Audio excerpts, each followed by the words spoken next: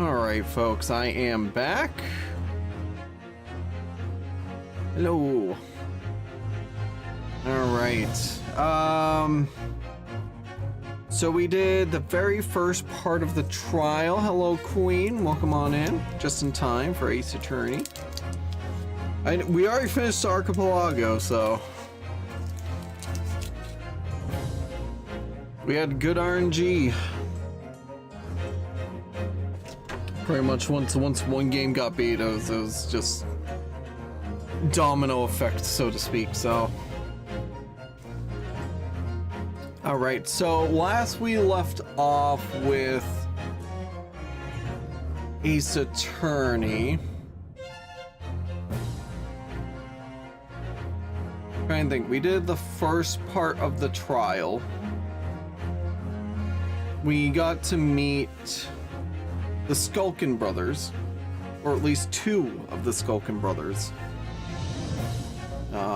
They were... one of them was the one that shot Sholmes. And we managed to convince the jury that because something on the desk was tampered with, that the trial does need to continue on.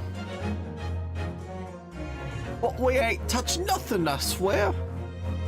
No, you definitely did, because we proved with the stereoscope that stuff ended up getting moved. All right.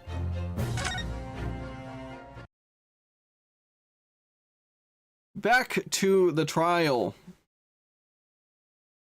Part 2 of this trial.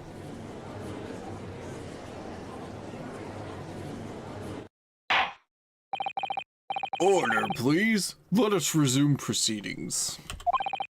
Witnesses, you will now retake the stand.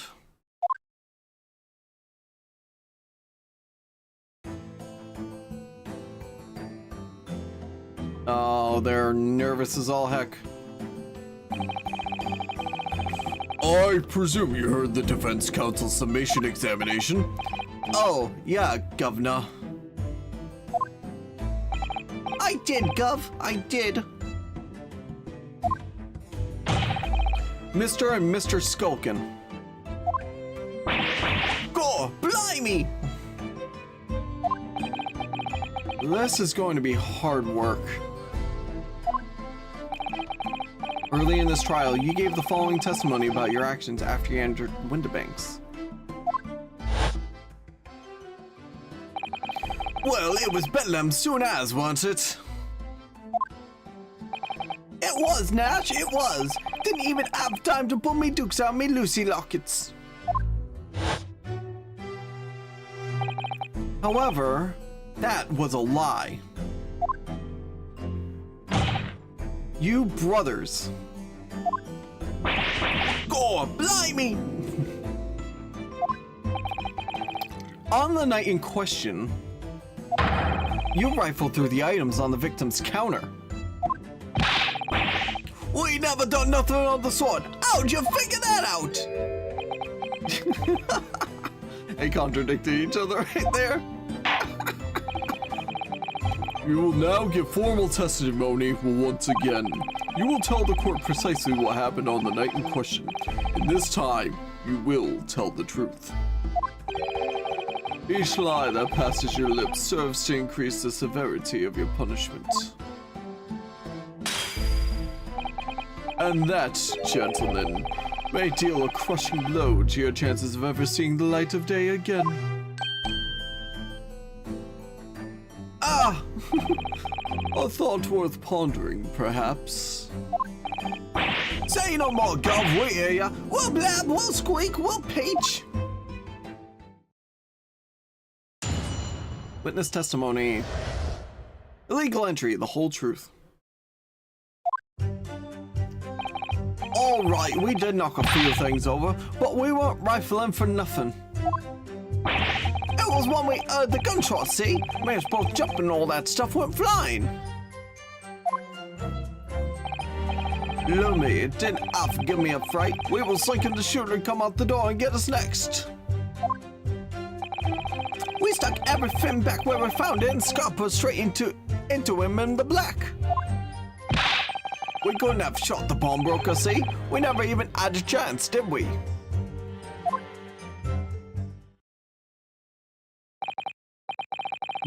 So you admit to the defense's accusation. You did indeed ransack Mr. Windibank's countertop on the night in question.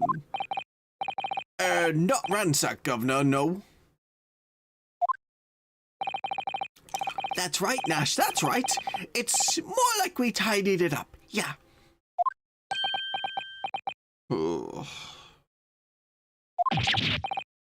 Sorry. By their own admission, these brothers entered the pawnbrokery under dubious circumstances. However, they panicked and fled on hearing the gunshot, having first made good their mess. The way you say it, we hardly sound like roughs at all. We don't, Nash, we don't. Can't you make it sound a bit more cutthroat? It can't just be coincidence that these men showed up at Windibank's that night. There's more to their testimony than meets the eye. I'm sure of it.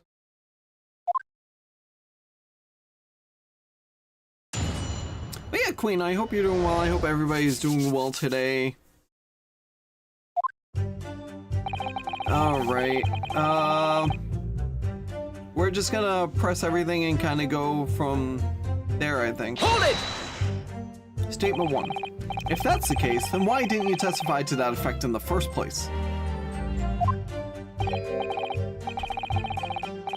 Not too bad.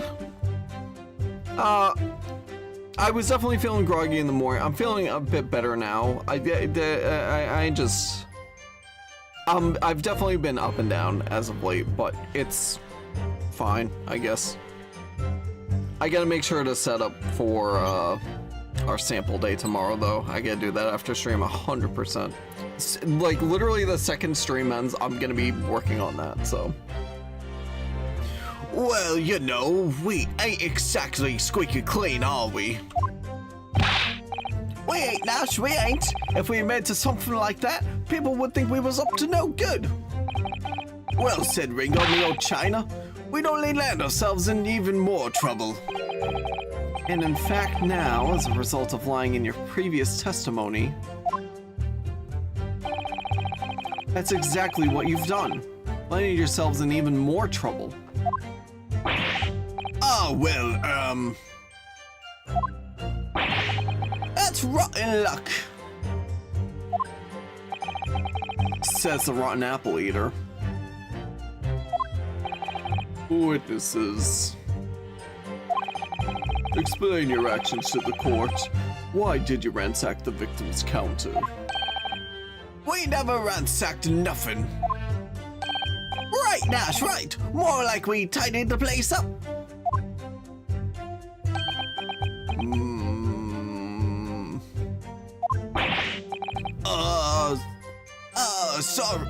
Sorry.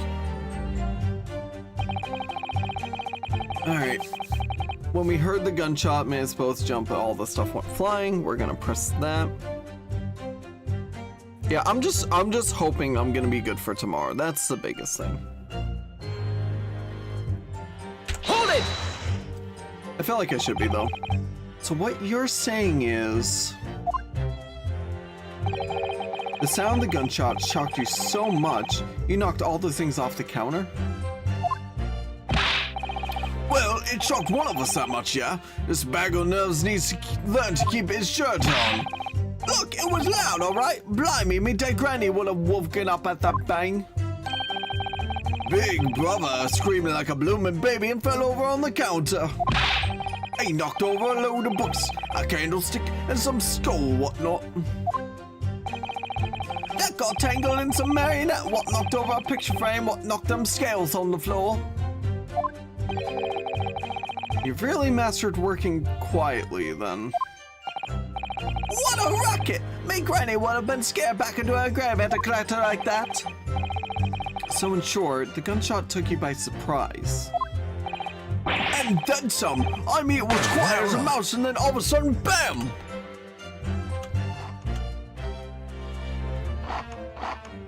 What are you gonna say, Inspector Gregson? Excuse me! Yeah, excuse me, sir. Inspector Gregson, do you have something to add? Like I keep saying, I don't appreciate being lumped in with these scoundrels. No. Something to add about their testimony? You seemed to react just now what Mr. Skulkin said. Did it make you think of something?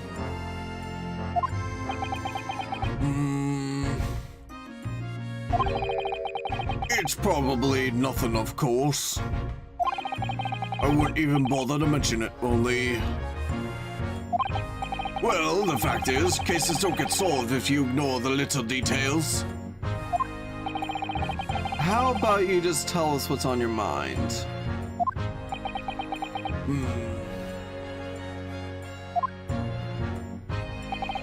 As you know, we brought these fellas into the yard for questioning last night. And the statement they gave then told a slightly different story to what they're saying now.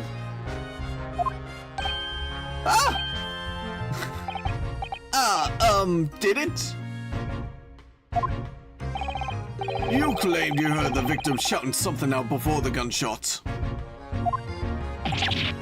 Might have, Gov, might have. Does ring a bell now you mention it.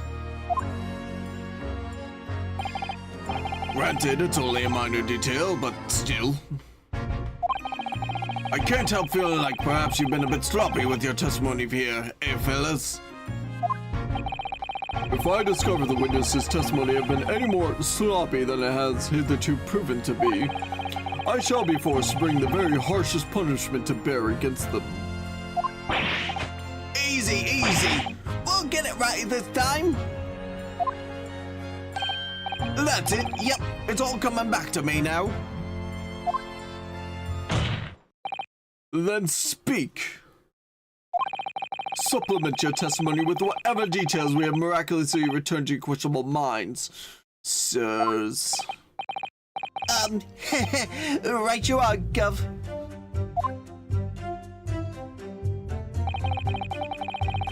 Just before the gunshot, we heard a voice yelling out, "Give me that gun!"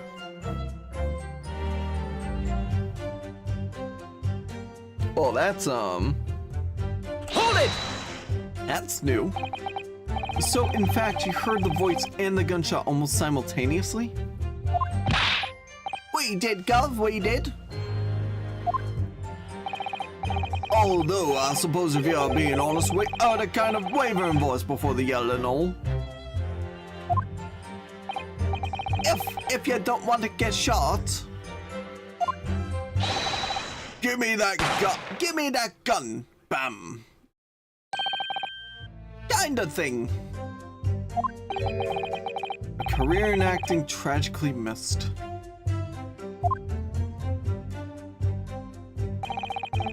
And where were the voices coming from? Could you tell? Of course we could! From the other side of that door behind the counter it was.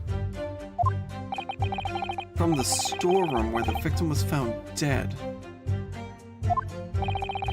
And the voice you heard was that of the victim, Mr. Windibank?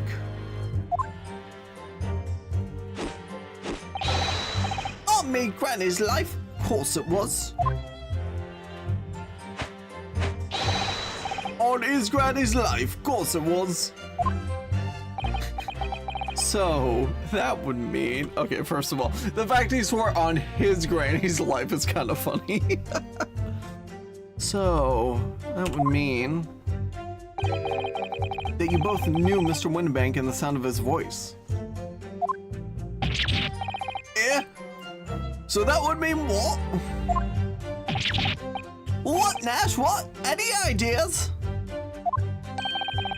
Yes, Counsel, indeed it would.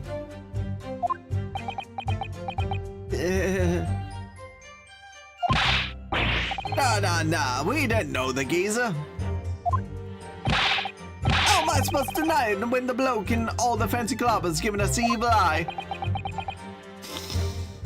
Dude, he is so ticked off right now. If you value your lives, you will ensure your testimony is accurate and true. On me granny's life it is.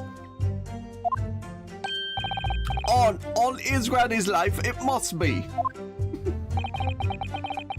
It's a good job his granny's dead.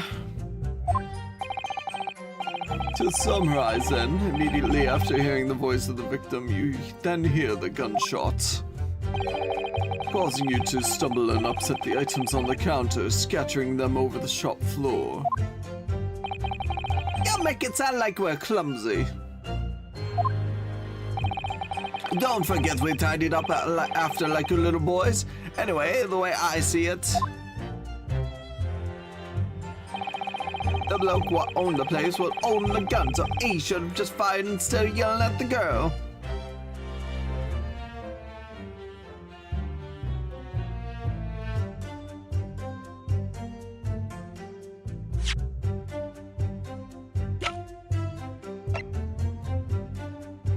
I'm gonna present this. Right? That's a contradiction right there. Objection! Got it. You're saying that on the night in question, the victim, Mr. Windibank, was wielding a gun. Is that correct? That's it, Gov. You got the picture. Yes, Nash, yes, no question. And yet, the photographic evidence from the time of the incident clearly shows that Mr. Windibank was not in possession of a firearm of any description. Objection! You surprise me. Does the defense really intend to highlight evidence that compromises the position of the accused even more?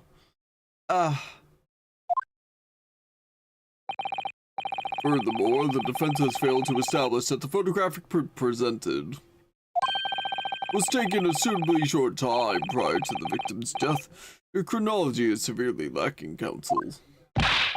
Yeah, that's right. Do right, Nash, do right. Your geezer could have been able to turn the tables on the girl, eh? Hardly likely. No, I'm afraid this won't stand as conclusive evidence.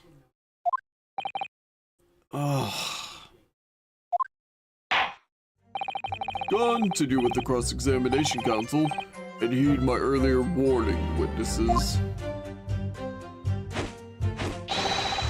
A skulkin's never skulkin'.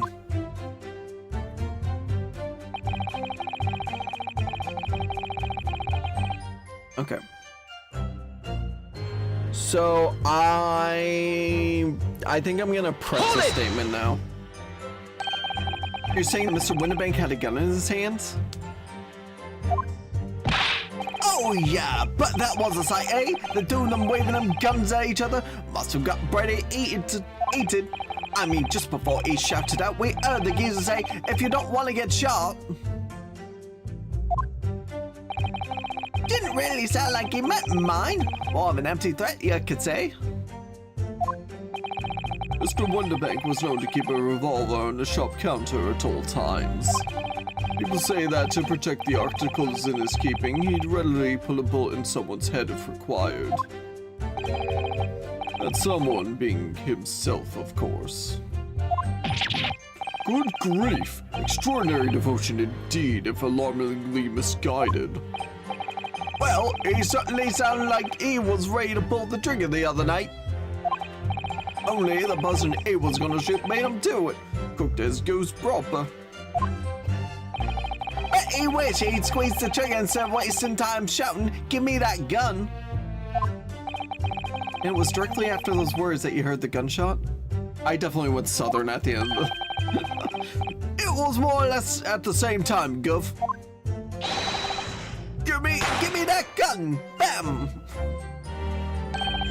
Kinda thing. Yes, career in acting very tragically missed.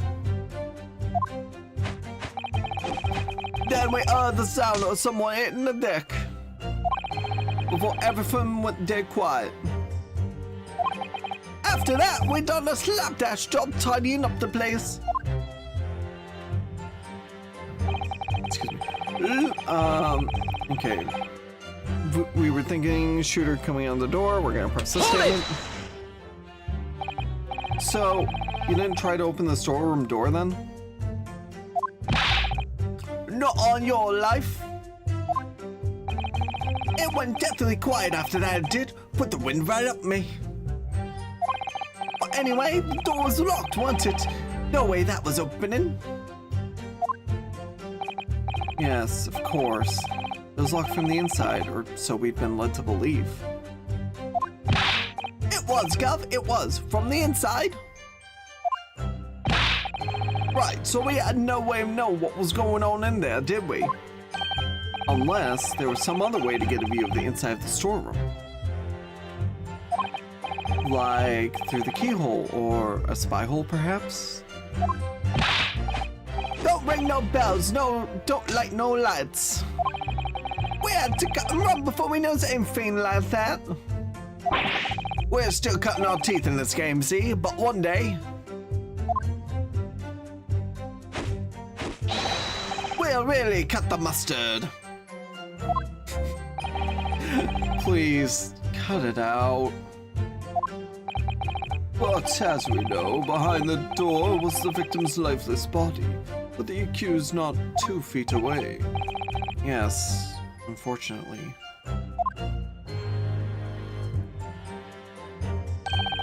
Gina was in there unconscious, with a gun in her hand. To confirm, would it be correct to say that neither of you sets foot inside the storeroom? That's right, Gov, that's right. Couldn't have even if we wanted to. I don't like that they say they couldn't have set foot in the room, yet they didn't try to open the door.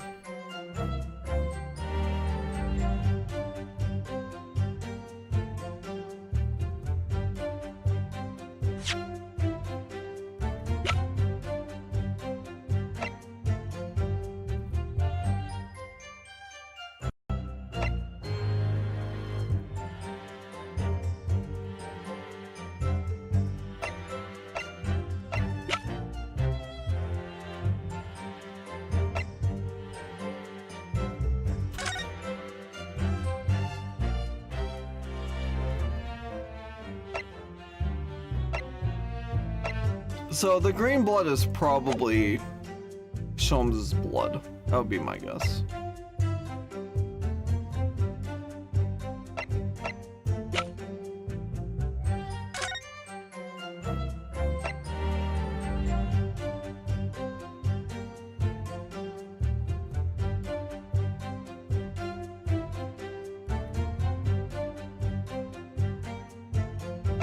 Just wound, no bullet.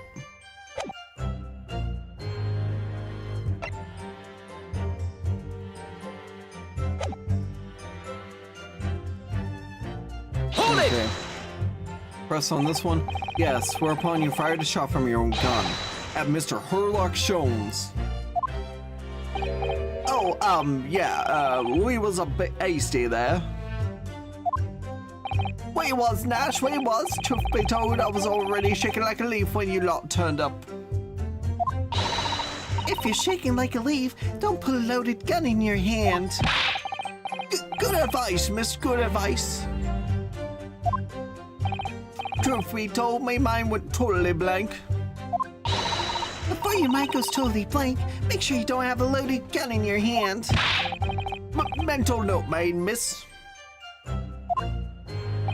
After that, we legged it down the street, but famished. Mr. Integral, how's it going? Hope you're doing well. Not doing too bad here. We finished up in Archipelago. Now I'm just, you know, doing terrible British voices. If that was the game. Okay, at least I'm doing a decent job, I guess.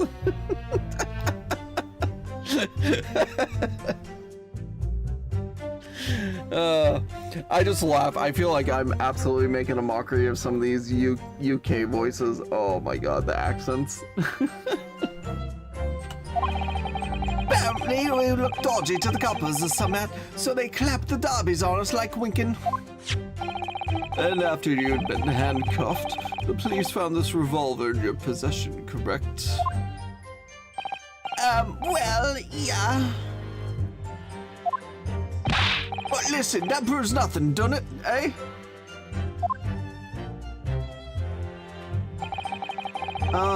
Okay, we're gonna press this last one, but then I feel like I might be stuck on...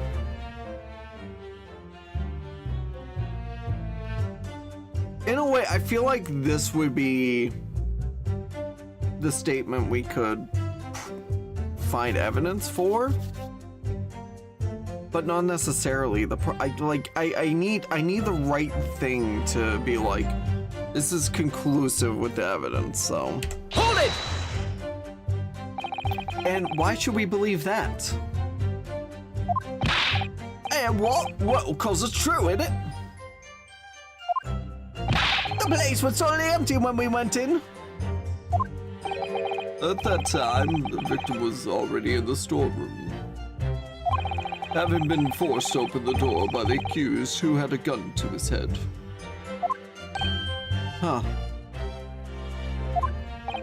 In other words, on the night in question, these two witnesses never even laid eyes on the proprietor of the pawnbrokery, Mr. Winterbank. Correct? You've got it, mister. Down to a T.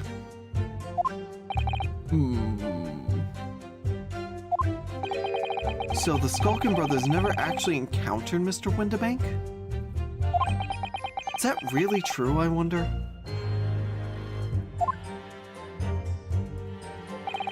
That's it? That's the full extent of their testimony?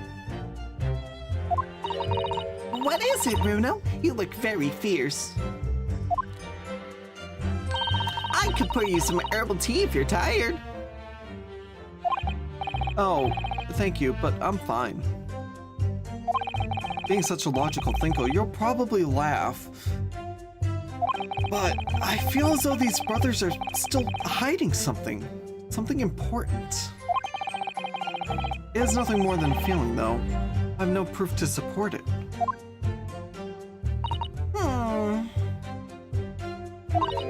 Well, feelings can be very logical at times. Sorry?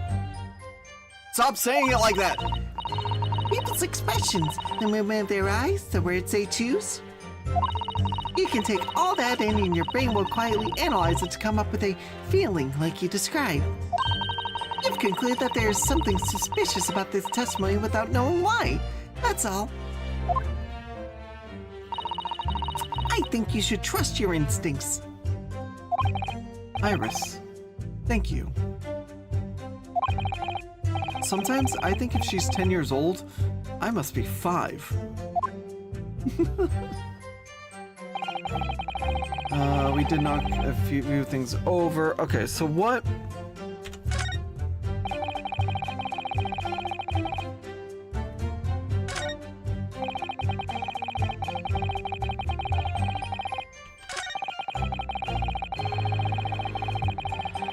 Sure, was gonna come out the door. Everything back where we found it.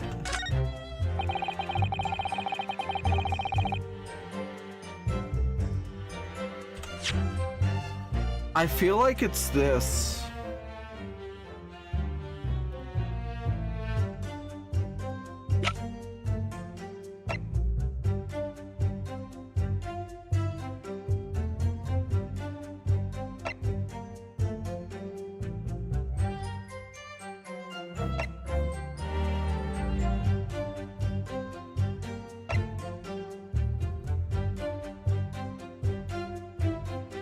We couldn't have shot the pawnbroker. We never had a chance. But then Ryunosuke had a thing saying, did they not actually have a chance? That can't be right. But what would the evidence actually be?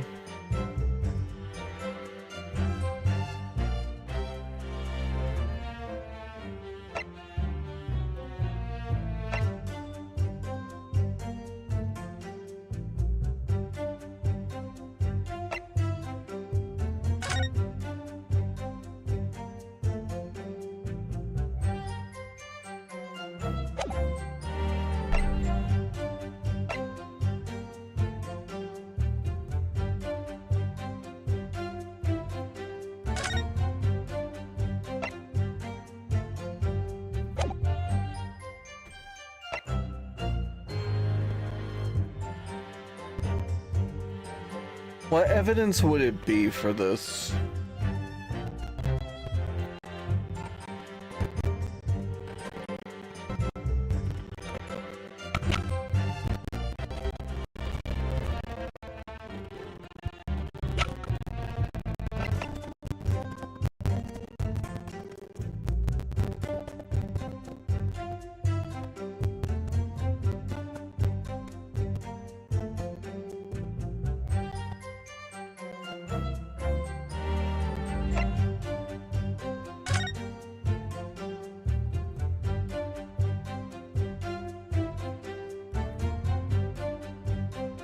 What if he was being held at gunpoint here?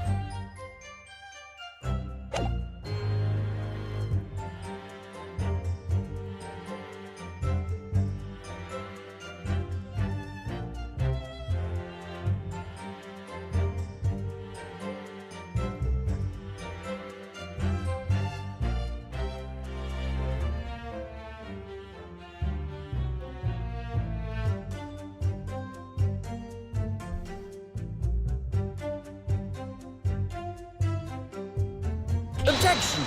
No, wasn't it. That reveals a damning inconsistency, that last statement. Damning, you say? Damning, you say? As I look at you, Counsel, I see your trembling hand, your pallid expression, and your perspiring brow. Huh?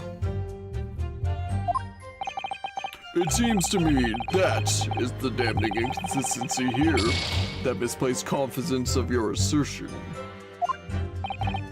Ugh, he has a damning tongue. You invited, sir.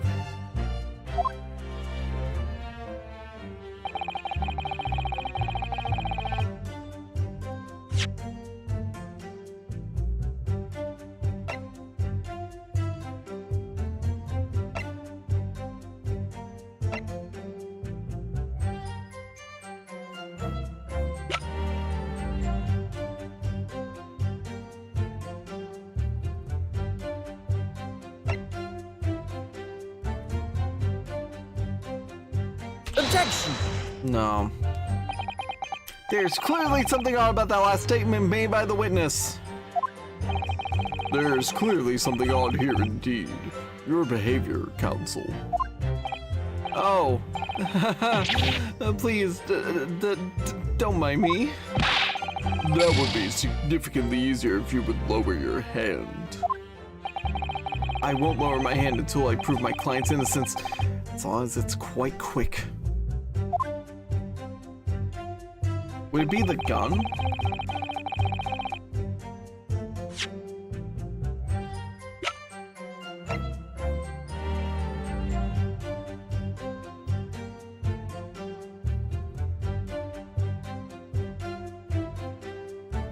Objection! No. The witness's last statement is clearly at odds with this piece of evidence. It's gonna be the same as the first time. I'm sorry, Counsel, but I failed to see the connection. Oh.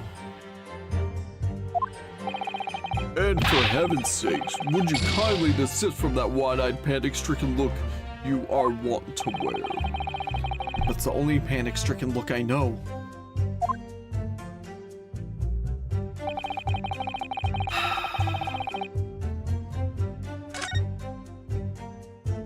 I hate when I click the left arrow and it doesn't go back.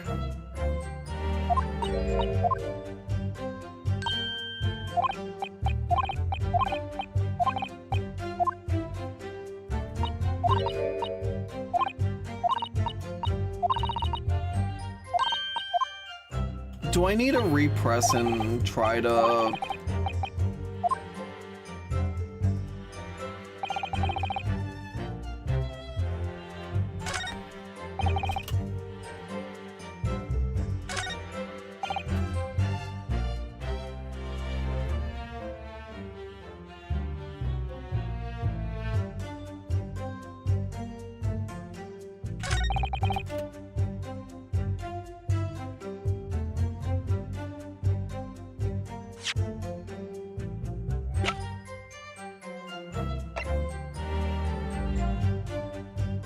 Would it be this, maybe?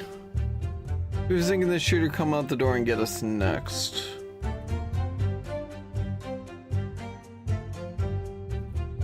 Objection! Nope, not that. Okay, now we're in the loop. Crud.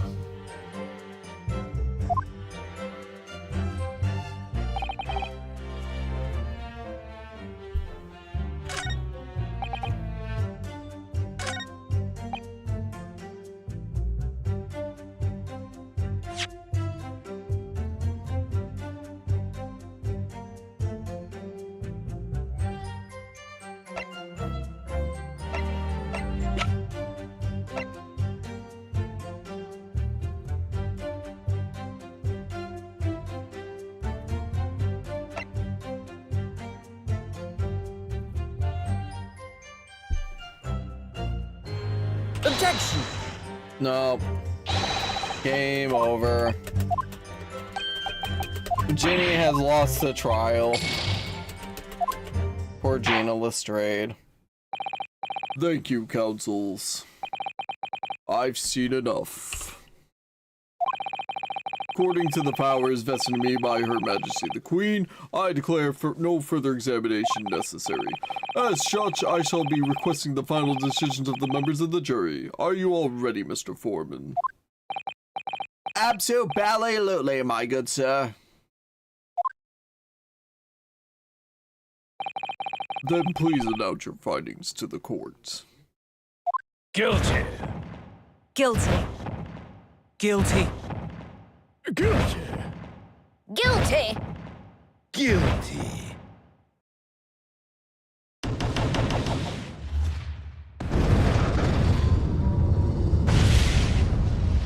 Okay, I gotta repress, I think. I hereby declare the defendant, Miss Gina Lestrade, guilty. Ladies and gentlemen of the jury, I applaud your considered and expedient deliberations. Court is adjourned. Motion to appeal, sir.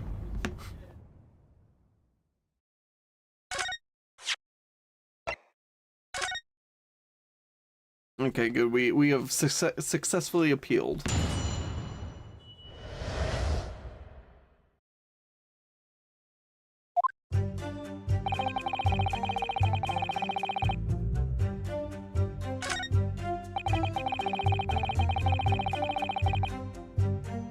I need to repress this.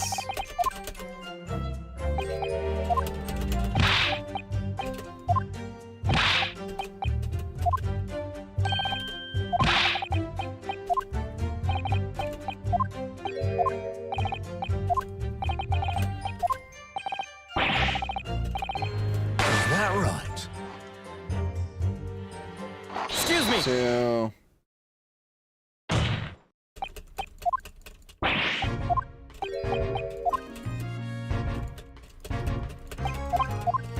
Okay, we just need to get this set back up, basically.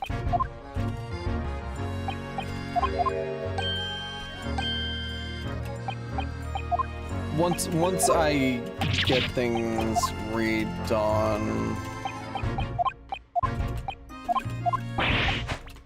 I'll probably make my own save, just in case.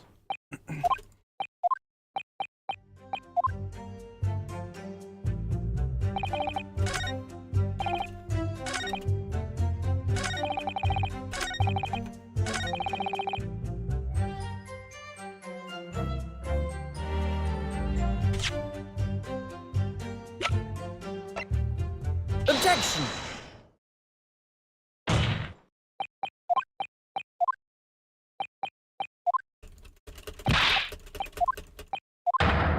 Objection!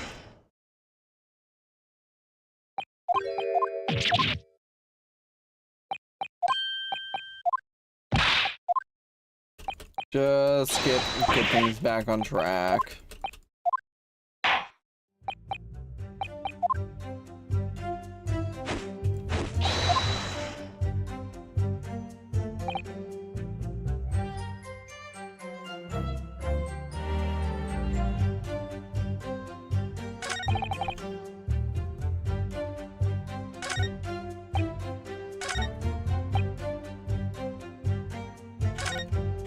Okay, should I just repress all the statements again? I need to Hold it! reread them, I think. We're not speaking clean. If we miss something like that, people think we're up to no good. We'd only land ourselves in more trouble. As a result of your lying in previous testimony, it's what you've done, laying yourselves in more trouble. Well, that's rotten luck. This is a rotten apple eater. Witnesses, explain your actions to the court. Never ransacked. Right, Nash. More likely we tied the place up.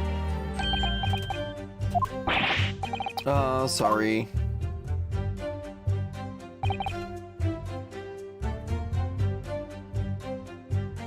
Voice yelling out, give me that gun.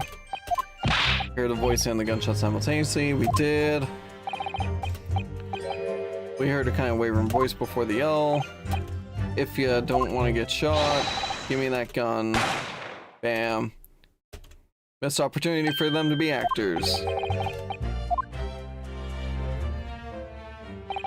And where the voice is coming from, could you tell? On the other side of the door, from the storeroom where the victim was found dead. The voice you heard was that of the victim, Mr. Windibank. On his granny's life. Yes, on his granny's life. So that would mean both knew Mr. Windibank and the sound of his voice. Yeah? That would mean what? What, Nash? What? Any ideas? Yes, counsel, indeed it would. No, we didn't know the geezer. How am I supposed to deny it when that bloke in the fancy clover's giving us the evil eye? If you value your lives, you'll ensure your testimony is accurate and true. On me, Granny's life. On his Granny's life, it is, yeah. Summarize that immediately after hearing the voice of the victim, you heard the gunshot, causing you to stumble and upset the items on the counter, scattering them on the shop floor. You make it sound like we're clumsy. Don't forget we tie it up after like little boys. Anyway, I see it.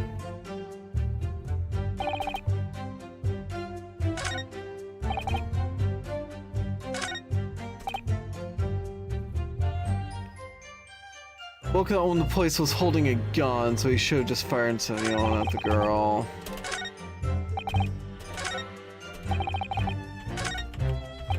Okay, repress number 3, right? Hold it! Saying Mr. Windibank had a gun in his hands? Oh yeah, I bet that was the same. Two of them waving guns at each other must have been pretty heated.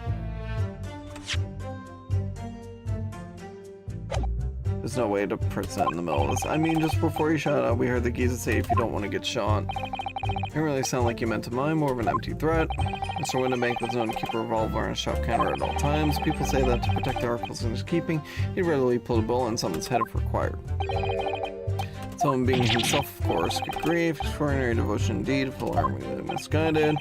Well, he certainly sounded like he was ready to pull the trigger the other night, only the person he was going to shoot beat him to it, cooked his goose proper. Bet he wished he squeezed the trigger instead of wasting time shouting. It was directly after the words you heard the gunshot. It was more or less at the same time. Give me that gun. Damn. Kind of thing. Then we heard the sound of someone hitting the deck. Or everything went dead quiet. After that, we done a slapdash job tidying up the place.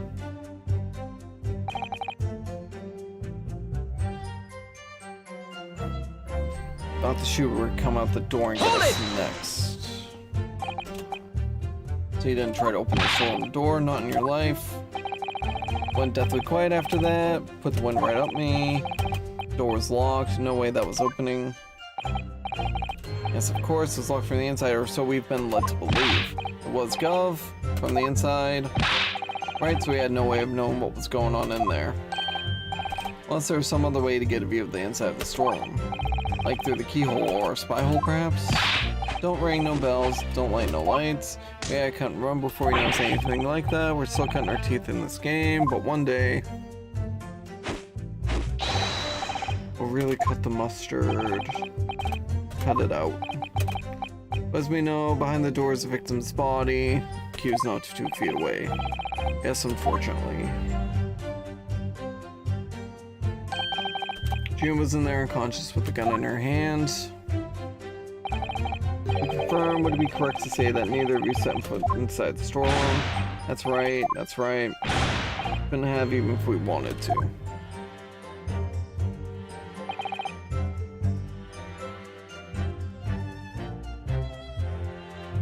Hold it! I do need to re-present that one photo. Yes, where you fight upon a shot for your own gun at Herlock Sholmes. Shaking like a leaf when we turn up. Don't put a loaded gun in your hand for shaking like a leaf. Good advice. Truth be told, mine went totally blank. Before your mind goes totally blank, don't have a loaded gun in your hand. Mental note made.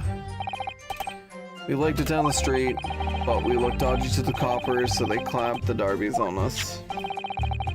After you've been handcuffed, the police found this revolver in your possession. Well, yeah. But listen, that proves nothing. That proves it. Yeah. We couldn't have shot the pawnbroker. We never had a chance to. Hold it! Why should we believe that? What? Well, because it's true, huh? The place was only empty when we went in. At that time, victim was already in the storeroom, forced open the door by the accused who had a gun to his head. In other words, all night in question, these 2 witnesses never laid eyes on the proprietor, Mr. Windibank. You've got it, mister. Down to a T. So Skulkin Brothers never actually encountered Mr. Windibank. Is that really true, I wonder?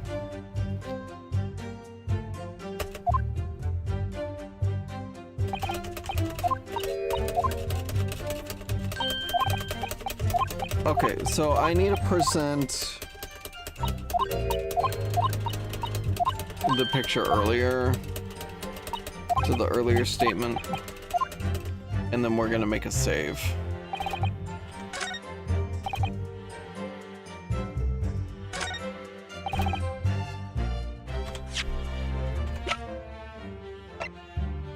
Objection!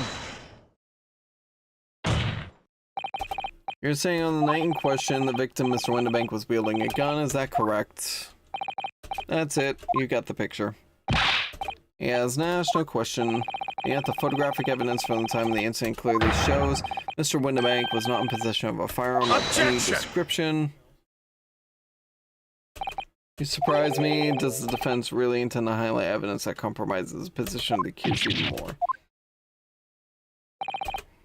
Furthermore, defense has failed to establish that the photograph presented was taken a suitably short time prior to the victim's death. Your chronology is severely lacking. That's right. Too right, Nash. Old geezer could have been about to turn the tables on the girl. Hardly likely. No, I'm afraid this won't stand as conclusive evidence. Continue with the cross-examination, counsel. Heed my warning, witnesses. Skulkin's never skulkin'.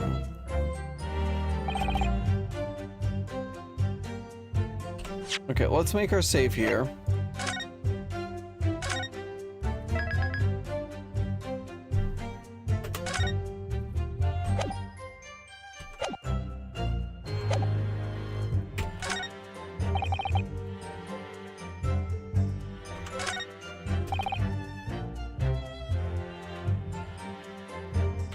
If I repress this, right? Mr. Windibank had a gun in his hands.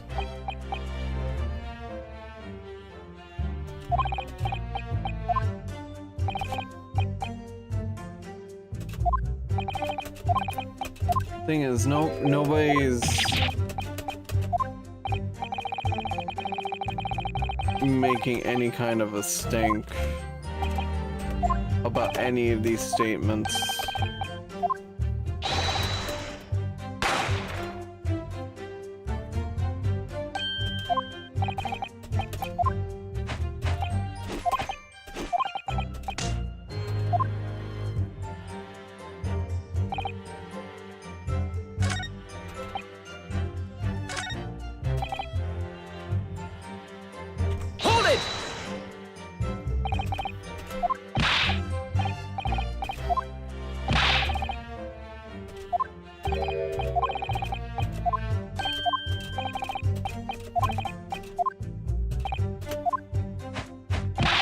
What am I missing here is really the question.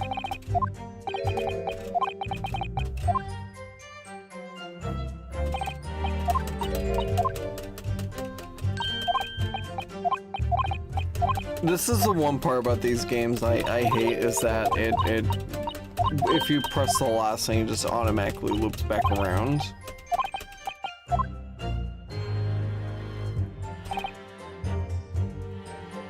Hold it! I need to repress these statements again. If that's the case, why didn't you testify? Like, nobody's...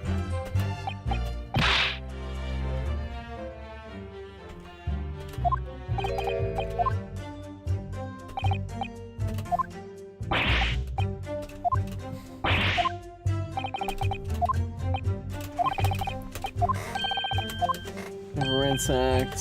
More like tidied up.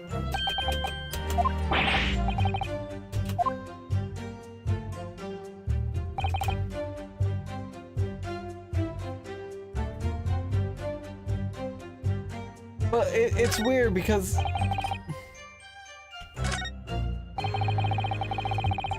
these two statements contradict each other.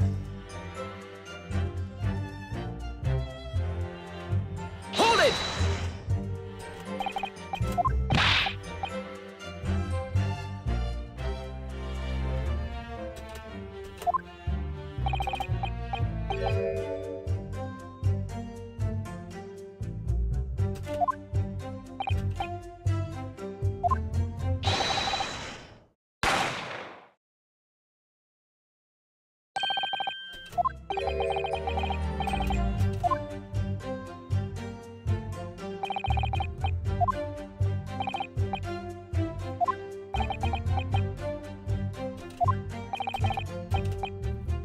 I wonder if I need to present the autopsy or the picture.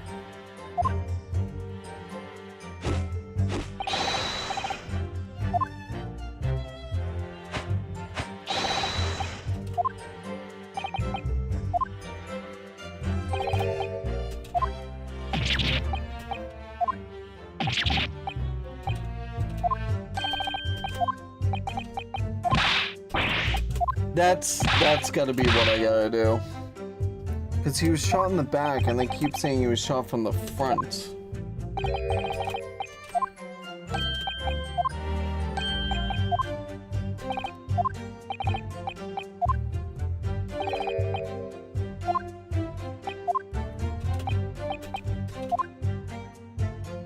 But I guess...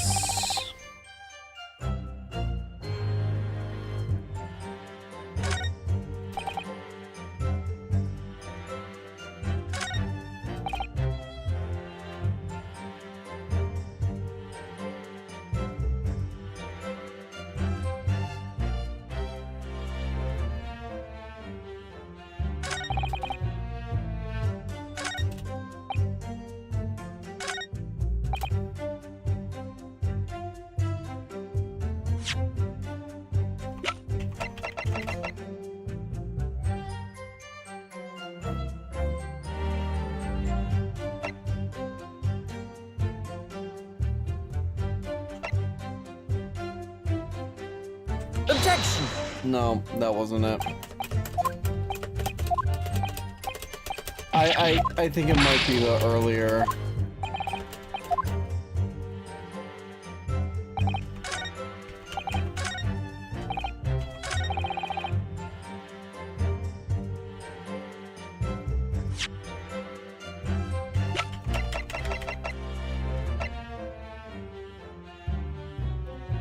Objection! No, of course that wasn't it.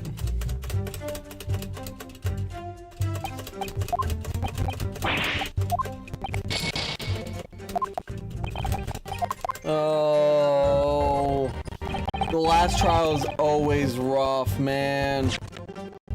So I did the autopsy. Okay. So you're saying that on the night in question, the victim, Mr. Windibank, was wielding a gun. Is that correct? Because the gun's not in the picture. That's it, Gov. You got the picture. He has, Nash. He has. No question. And yet, photographic evidence obtained immediately after the incident clearly shows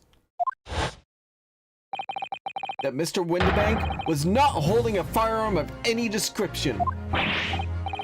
You what? Gordon Bennett, that ain't right. Objection! There can be no question that the victim's revolver was used in the incident. I would remind the court that Mr. Windibank's gun was found at the scene. Not only was it identified as the murder weapon, but it was found in the accused's hand.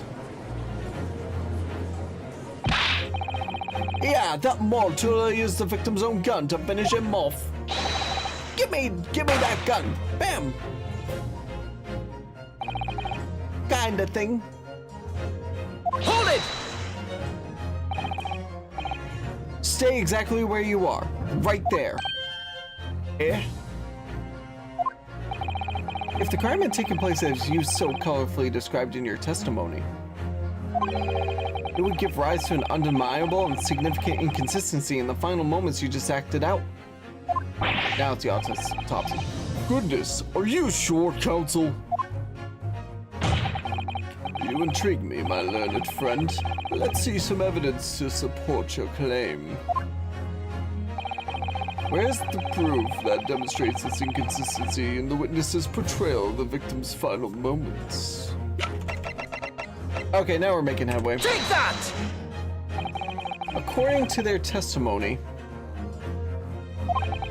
the witnesses claim to have heard a shout of "Give me that gun," followed by the gunshot. Indeed, with the two events almost happening almost simultaneously, or so we've been led to believe. Yes, that's right. Now, if that testimony is true, it would mean that at the moment of death, the victim and his attacker would have been facing each other. However, in the autopsy report, it clearly states that the victim died instantly after being shot from behind.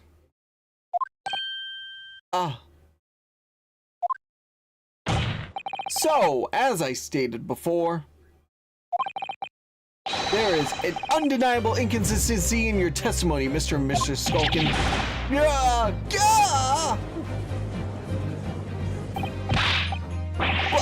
But, it's the God's honest truth. It is, Nash, it is. When he was shot that night, the shopkeeper had a gun in his hand. We saw it with our own bleeding eyes. Did I hear you right just now? You actually saw Mr. Windibank holding a gun?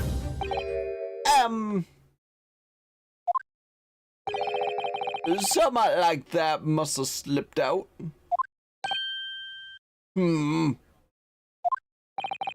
Ladies and gentlemen, you have all just heard the admission by these two witnesses that on the night in question, they actually saw with their own eyes the victim wielding a gun. Which can only mean that despite their testimony to the contrary, the Skulkin brothers must have encountered the victim in person.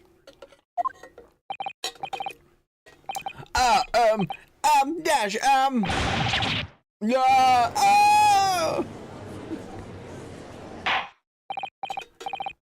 Order!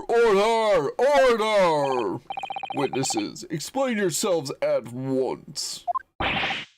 Well, the thing is, it wasn't supposed to,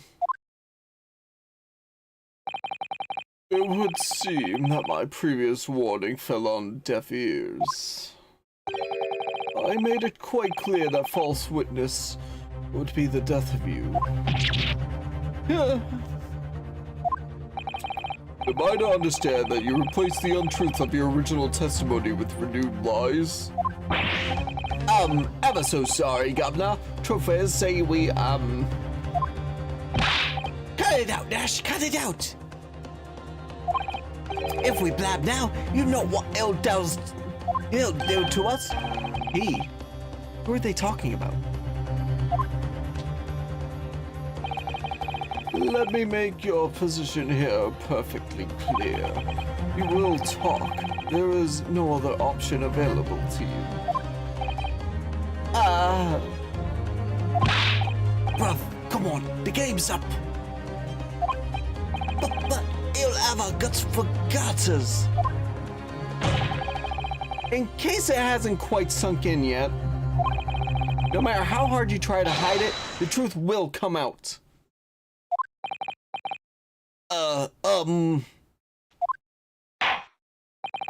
On the night in question, it is now apparent that you brothers met face to face with the victim. I demand that you testify again to explain the precise circumstances under which this meeting took place. Well... Do we have to? On pain of death. I suggest you make yourselves fully aware that this is your very last chance to tell the truth.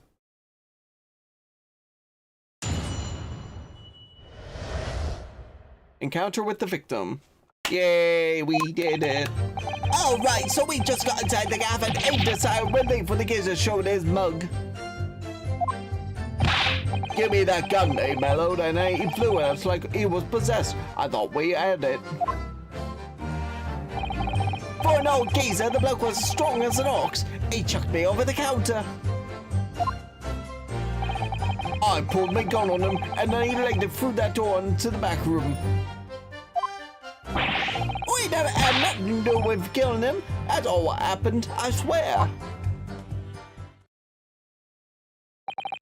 So you're now telling us that moments before the victim was killed in the storeroom, you in fact encountered him in the main part of the shop. Well, yeah, sorry.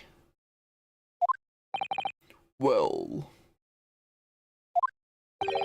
we find ourselves at an interesting juncture. This changes matters considerably. But honest, Governor, this time, Nash, this time, we ain't got nothing more to hide. Very well. Counsel for the defense, you may proceed with your cross-examination. Yes, my lord. This is it. The moment I've been waiting for. Yeah! The cross-examination. Encounter with the victim. Okay.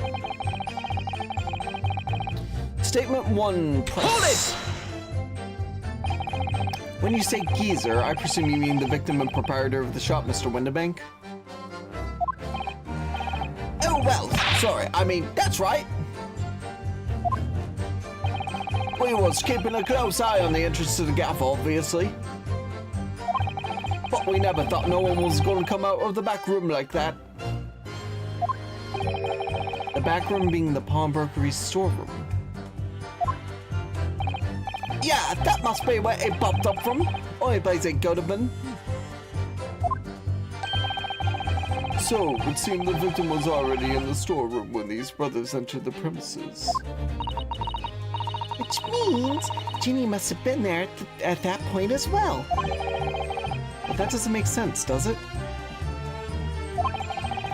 If Gina threatened Mr. Windibank into the storeroom with her at gunpoint, then why would he have emerged from the same room all alone when the brothers arrived? Oh, I don't know. Did you see the accused at that time? What, that mall Tula? Couldn't tell ya. No way, Cobber. We had bigger fish to fry then. I mean, the old geezer just lost it.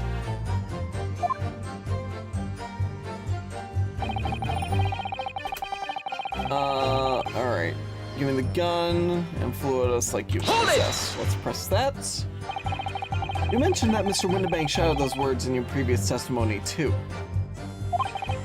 However, you claim that you heard him yelling them on the other side of the storeroom door. Oh, did we? But the truth is, he was shouting those words at you, wasn't he? Well, yeah. Was the victim Mr. Winterbank wielding a gun at the time? Was it ever? Blimey, lummy. A great barrel he had, pointing straight at me from space. What you're saying is... You definitely saw Mr. Winterbank with a gun at that time. Is that right? It is, Gov, it is spot on. Then all of a sudden, it came at us, he did. It was Bedlam. I don't know who was going for who. You were clearly all going for each other. Like Nash said, I thought we had it. I mean...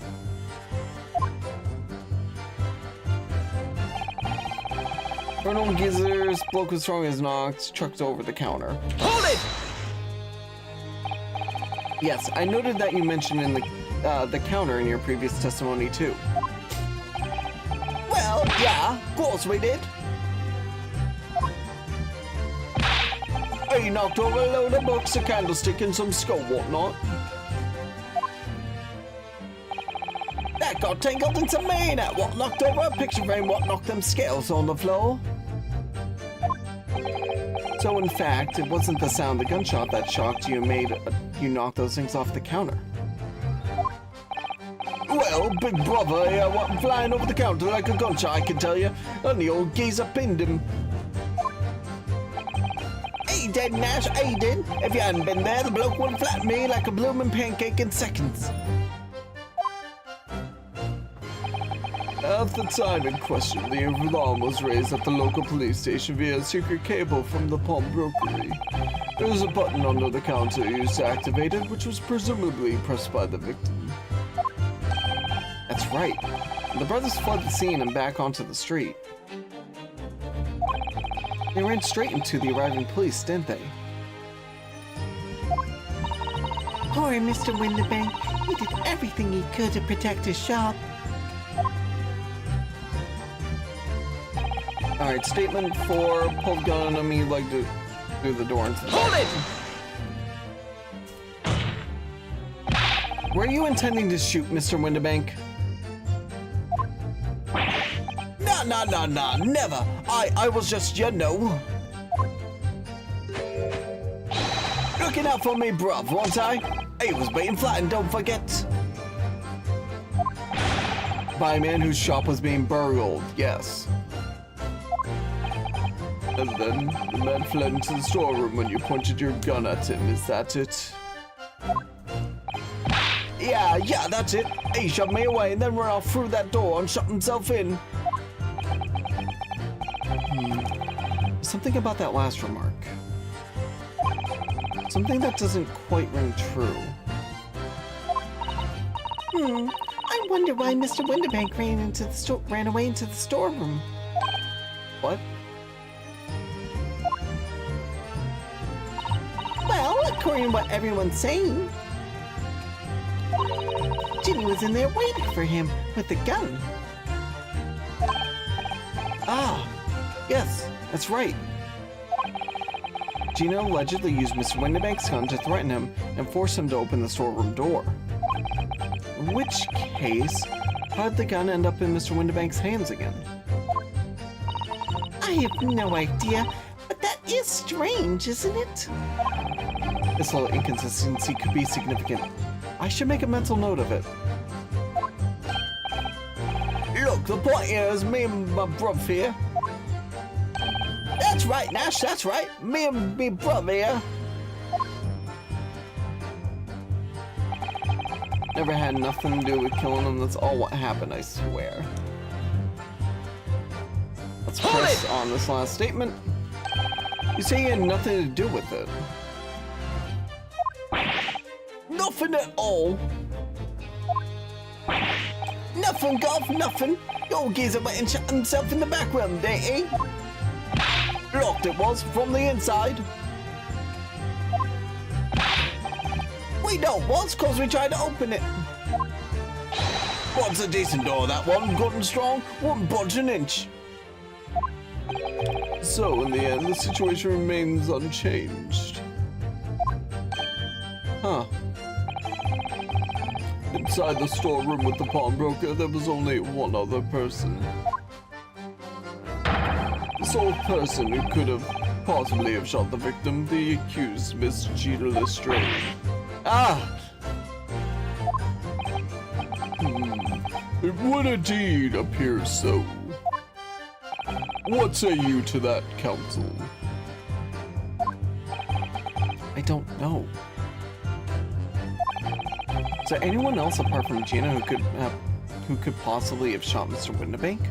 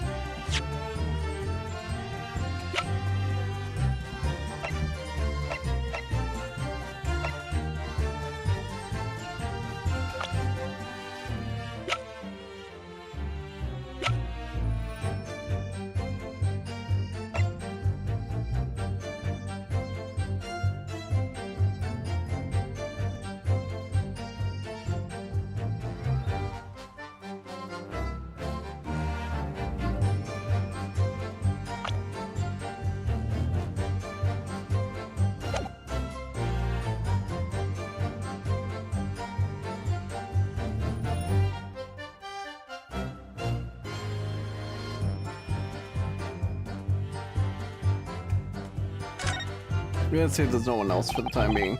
He's right, Gina's the only one. There's no one else in the room. If not too like that, Runa, it really will be all over.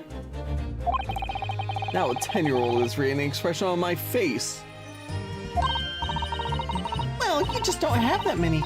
Wide-eyed, sweating, smug and happy. That's about it. Surely there's more than that, isn't there? Anyway, I think you might want to consider some other possibilities here. Or rather, I think you have to. Otherwise, we won't get anywhere. Or rather, you won't get anywhere. I'm just here for moral support, remember? And it's at times like this I really appreciate the most. So that's all these brothers are willing to reveal this time, is it? You're still hiding something, don't you think? Yes, I'm sure of it. And not just a minor detail either. It was almost certainly because of these two that poor Mr. Windibank, well... You can't let them get away with it, Bruno. I know. But I get the feeling that there's even less evidence at my disposal this time to prove that they did it. We've come so far. Now it's time to finish them off. Well, I'll do my best.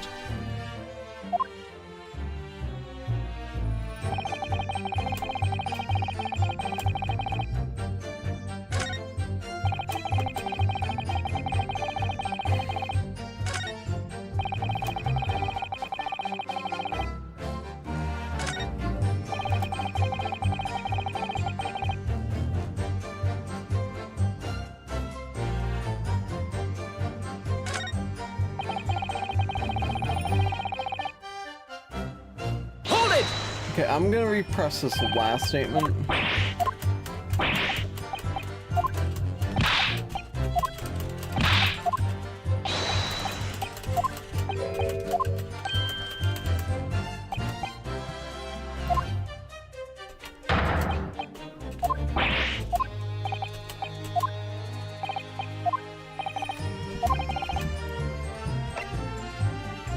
There could have been.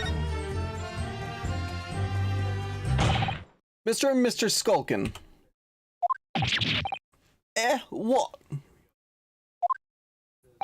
What's that look for? From the moment you made that you'd encountered the victim face to face that night, the course of this trial changed completely.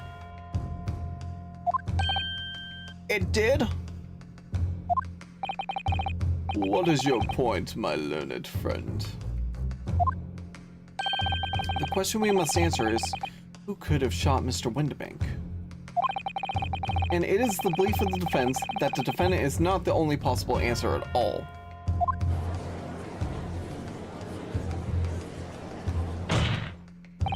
You have my attention. In that case, let's return to this plan of the premises.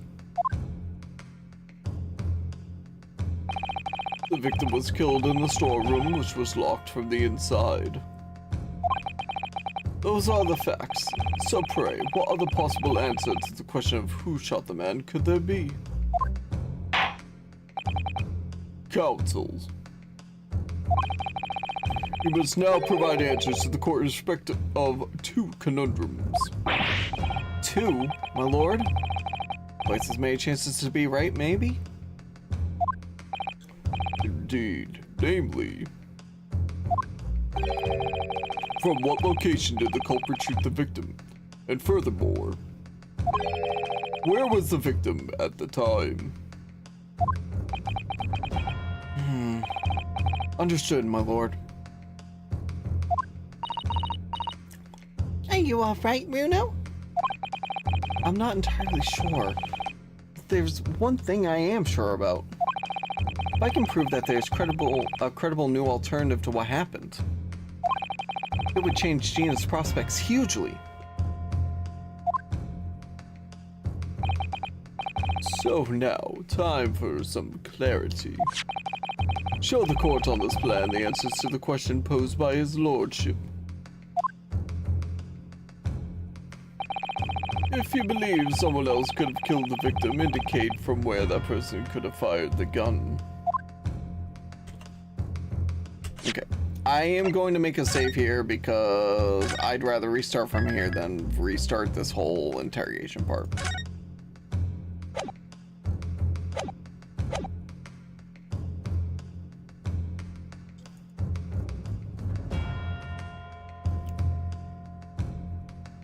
From outside the storeroom. The defense believes that the culprit could have shot the victim from this location here.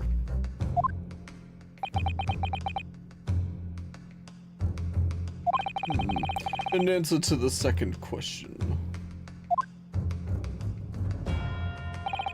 Assuming the culprit fired from the location indicated, where was the victim at the time?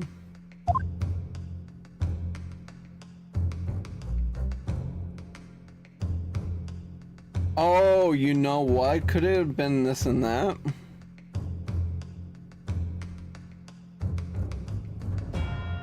This isn't right, is it? You know, I had questions about the first picture. I think there's a chance it's from here and from this spot and this spot, honestly. Take that! The defense believes that the victim would have been in this position here. Yeah, it's wrong. What your answers in fact show is that your own position is absurd as those you have indicated on the plan. What are you saying? What Lord Van Zeeks is saying, Counsel, is that your answers are clearly flawed. Yeah, I knew it. It's twice as many chances to be wrong. So the questions are, from where did the culprit shoot the victim, and where was the victim at the time? Well, I don't see why we can't show that someone other than Ginny could have done it in the storeroom, do you? Yes, that's the right way of looking at it, I suppose. Someone other than Gina in the storeroom. What's the best move here? Should I try again? Or gather more information first?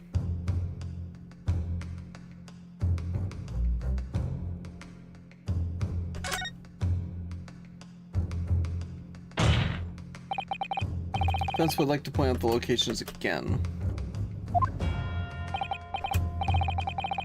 You appear to be a glut. Well, you appear to be a glutton for punishment. So now, time for some clarity.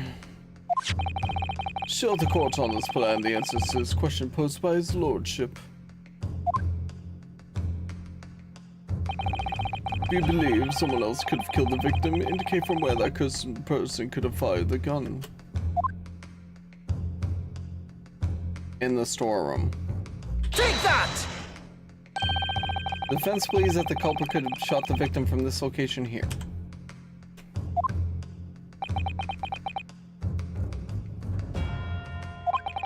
And in answer to the second question. Assuming the culprit fired from the location indicated, where was the victim at the time? I'm gonna try this bait because that's what Iris was saying. If not, it's gonna be outside. The defense believes that the victim would have been here. Objection. Oh, it's wrong. No, not yet. I meant to hit F to do the autoplay off.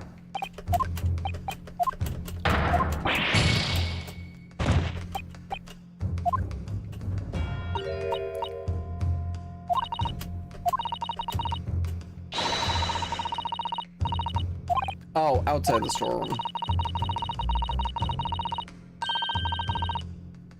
Oh my god. That's what she said.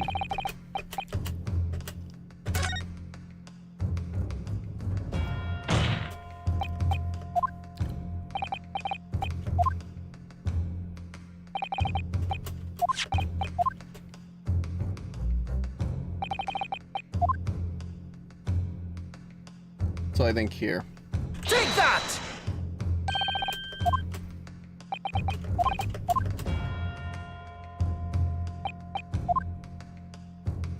Take that! There we go. The defense believes that the victim would have been in this position here. Is it wrong again? What your answers in fact show that your own position is observed, blah blah blah. Oh my god.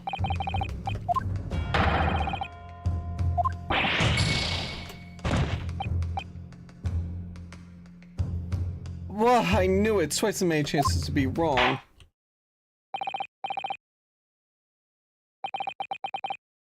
Thank you, counsels. I've seen enough. Okay.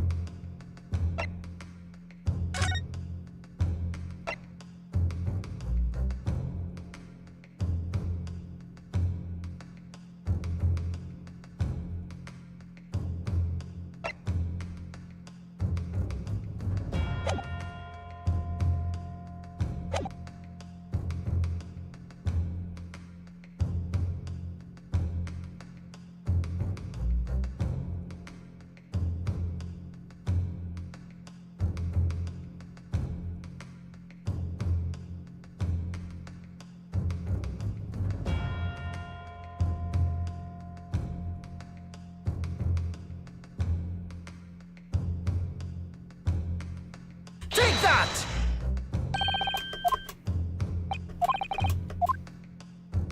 Do I not have enough evidence for this? That's really the question. Take that! Objection!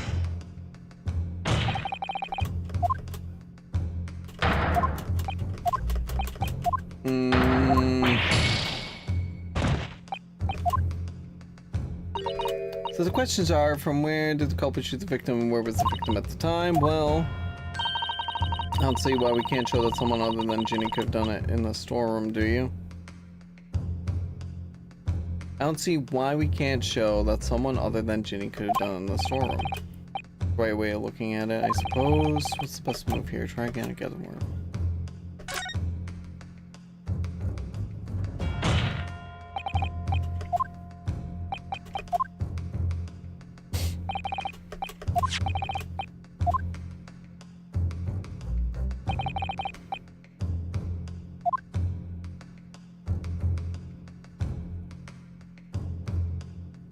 Take that!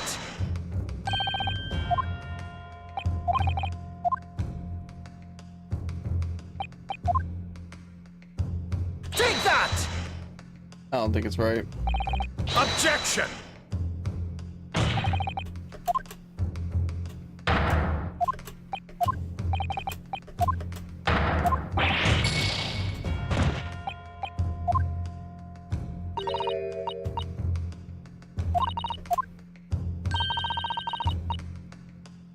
I don't see why we can't show that someone other than Ginny could have done it in the storeroom. 205. I got 205 flat, and Giga got 204.58. Yeah, so pretty much what happened, by the way, hi Opio, hope you're well. Around the hour and a half markish, Dexy finished his game. He had way more checks in his, so it wasn't a quick finish for him for Mario World.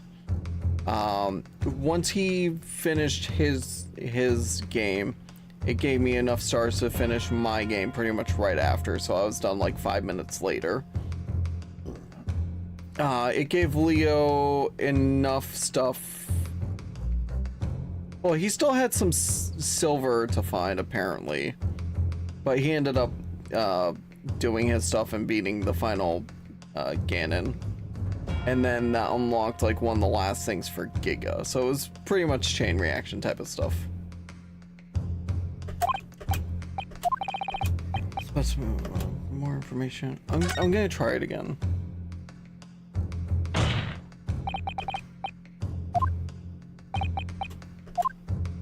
I know we're a glutton for punishment, it's fine.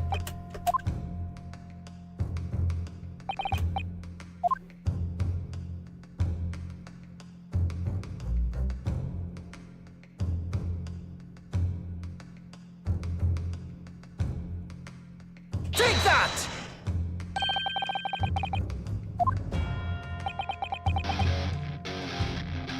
Do you folks hear that? I certainly do.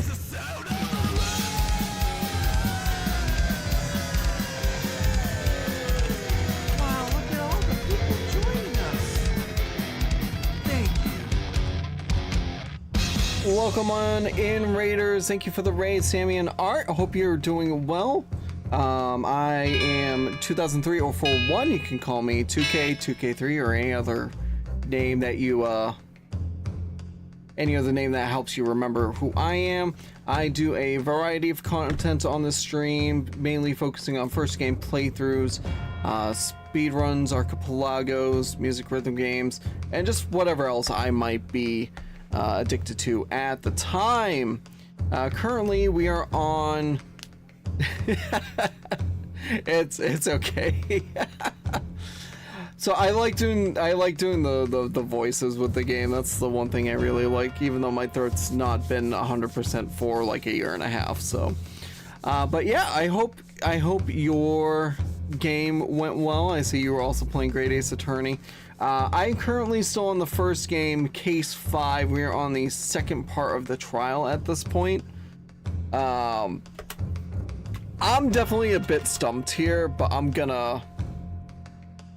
Oh, there you go. Nice. Yeah, I've been on and off with this game, but I had an incident last week and I ended up getting concussed, so I've been just trying to get back into streaming and taking things light. You know, nothing too intense gameplay wise, so doing better now, so that's a good thing. So Mainhead Cutter 666, thank you as well for the follow. But it's like I've needed to, you know, finish these games. So all right, so right now we're trying to figure out the framing for everything, but I think I might need more evidence at this point for it. Objection! Yeah, because I keep getting this. The problem with the 5th cases is always that there's very subtle things in comparison to the previous 4 cases. Oh, there you go. Yeah, my pace has been much worse than that. I'll put it like that.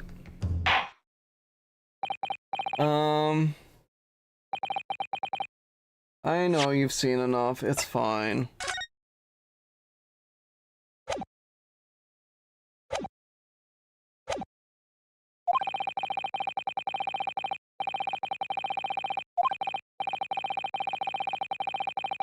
Everybody's just gonna say they're guilties. I'm just gonna load from here, it's fine. Like, I'm on the right track, I just...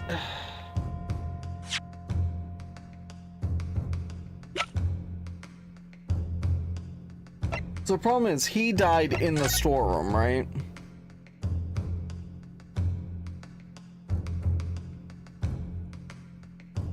We need to prove somebody else could have been in the storeroom. Oh, you're good, you're good.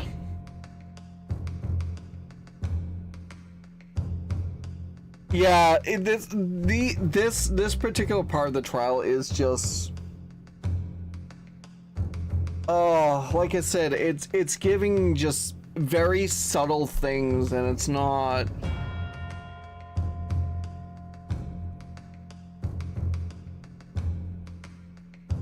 really clear. I can't spoilers. It's okay. I might get to the point where I can ask you guys because I'm starting to get there. Sammy told.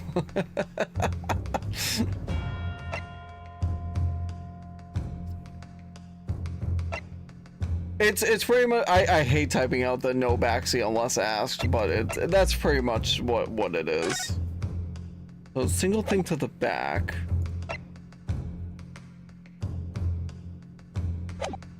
The way he's facing, it's like he's gonna be inside here, right? As long as I put it inside instead of outside the door, right? Maybe? Take that!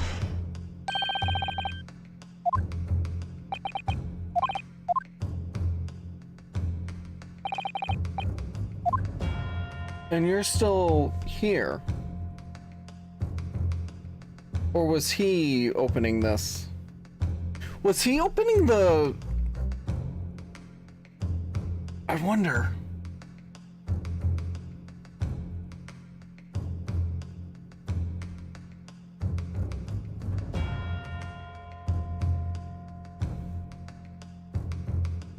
No, because Gina had opened the thing.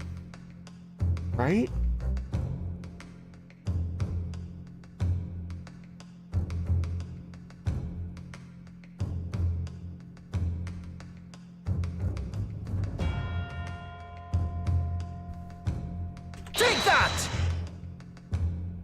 Gonna see if it works. The defense believes that the victim would have been in this position. Objection! Here. No, that's all right.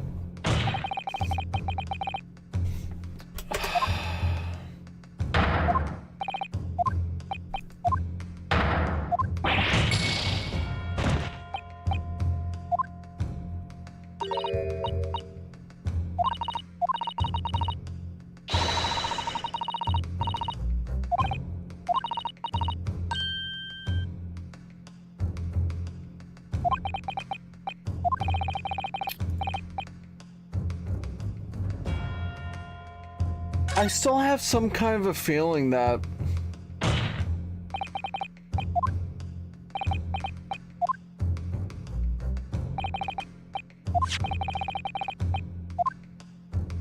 okay, so he's gonna be in the storeroom. Is he just like right outside the door then? That's the only one I haven't really tried. I think I put him at the counter.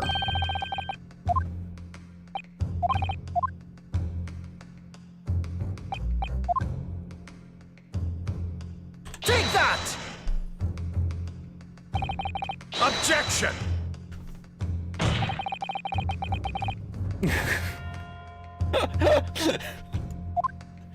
Yeah.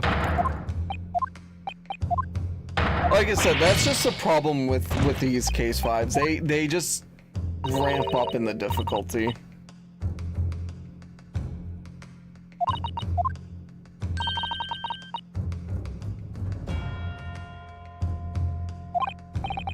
And the problem is, Iris just keeps saying, like, we can, there's gotta be a way we can show somebody else was in the storeroom, and then if you put him in the storeroom, it's like, well, if he's in the storeroom, then you know, Gina would have been the one to do it. Oh my gosh.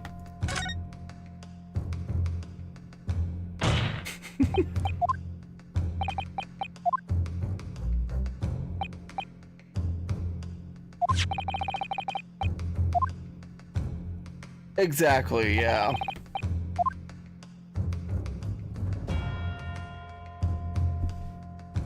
Take that!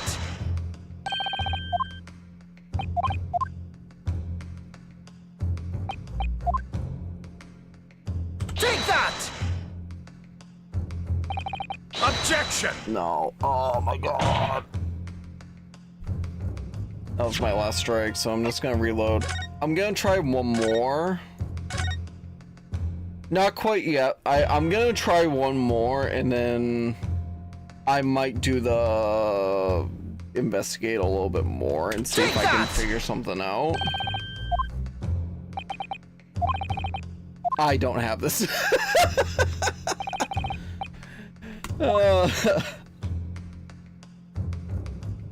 It's not there.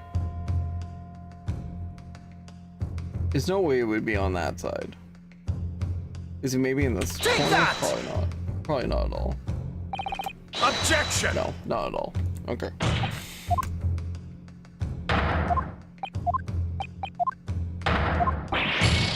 Yeah, I laughed because I looked something up, was it yesterday or 2 days ago? Because I apparently didn't show Inspector Gregson the right things I need to continue on. I'd like to consider the situation a little more before giving my answers. I wonder if I haven't actually. No, I did get everything, didn't I? So. Consider the situation as much as you like. The answers do not exist. Very well, the court will hear from the witnesses again while you deliberate, counsel. So that's all these brothers are willing to reveal, blah blah blah. Yep, we already. Thank you. I enjoy voice acting stuff. Like I said, my throat has not been great since December 2024. I had a very unfortunate incident with a tortilla chip in my throat. It's been causing me issues ever since.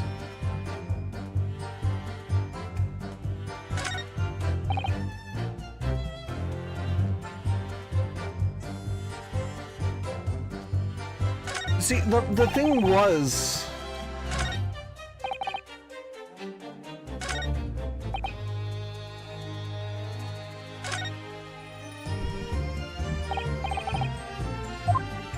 Oh yeah, no, I think I'm making a mockery of it. Though I did have someone earlier mention that they thought the voices were coming from the game and not me, so... I guess I'm doing something right.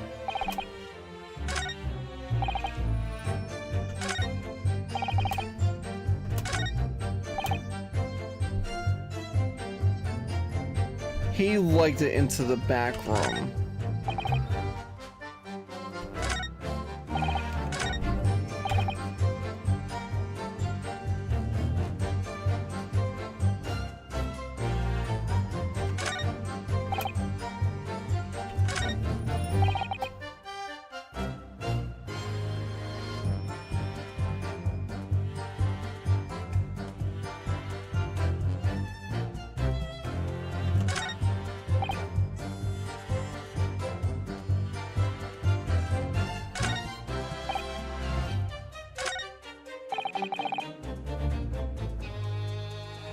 The problem is I already pressed everything too. I'm just wondering, am I actually missing something?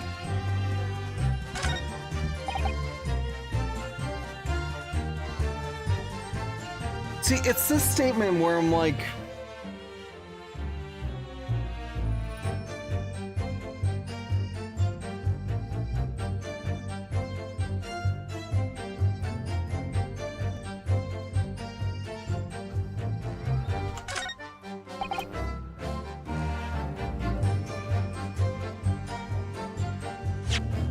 It's what makes me wonder.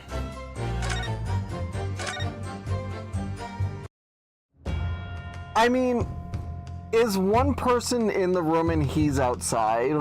I guess that would be the thing. Is the shooter inside and he's outside? Because the only other thing I can think of...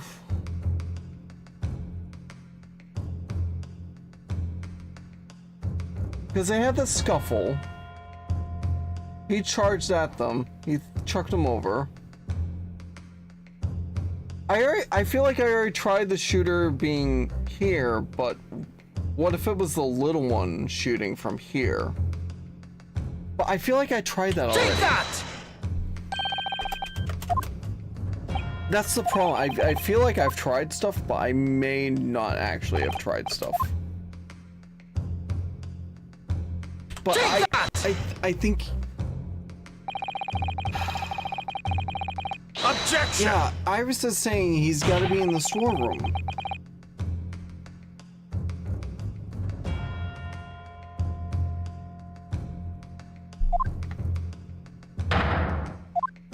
And problem two was, my thought was the 1 o'clock picture, I thought he might have been held up from the back because you can't really see behind him and there's space behind the counter.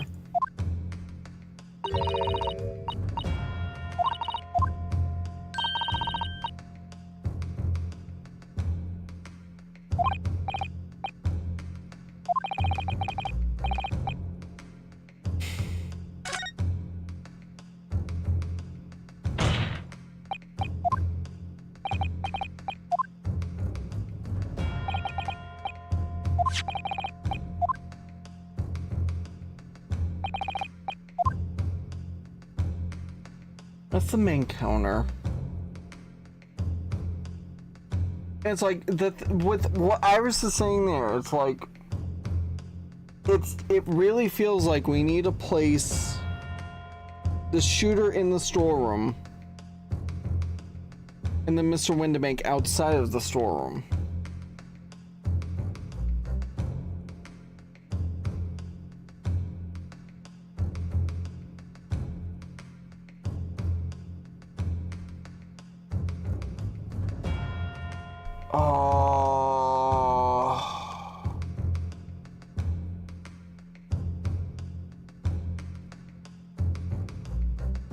Gina was in the storeroom. He ran out, attacked them, threw the little one over the counter.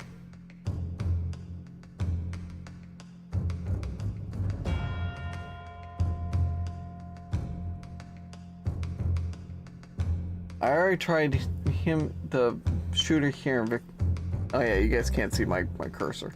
I already tried the shooter here, victim here. I tried the shooter here, victim here.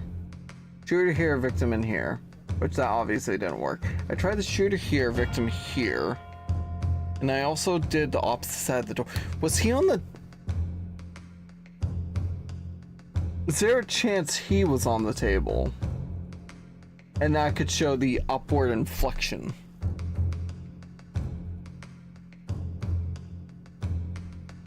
Yeah, victim died there.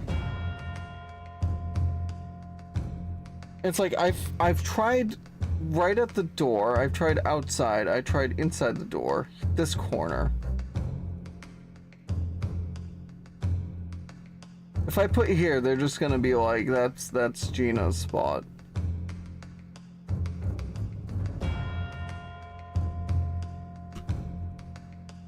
Take that!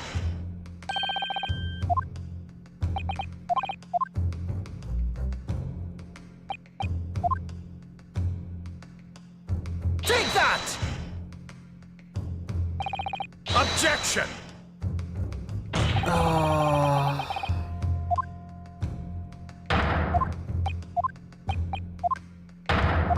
Yeah, because there's no other bloodstains outside other than the one on the... the date board, but that most likely belongs to Sean's when he got shot. That blood splatter.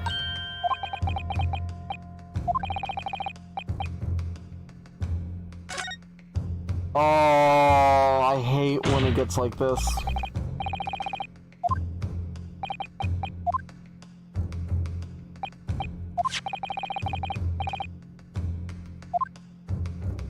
She's very contradictory with how she's saying it, though. Because I already tried from outside the storeroom here. That's the thing. I tried from out the storeroom there.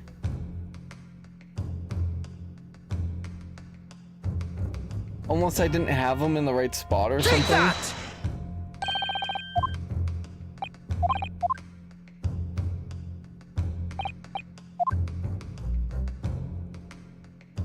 Take that!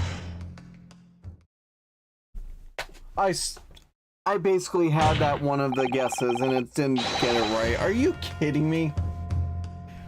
It's so precise! I definitely had something very close to that. Oh, game, why are you so nitpicky? Yeah, it's fine. I think I put him too close to the door because the thing was, like, I had him on the door because I'm, like, the original thought I had, and I've had this from the start, is that he was shot through the peephole, person puts the gun in, and you can still angle where you have the upward declination, so to speak.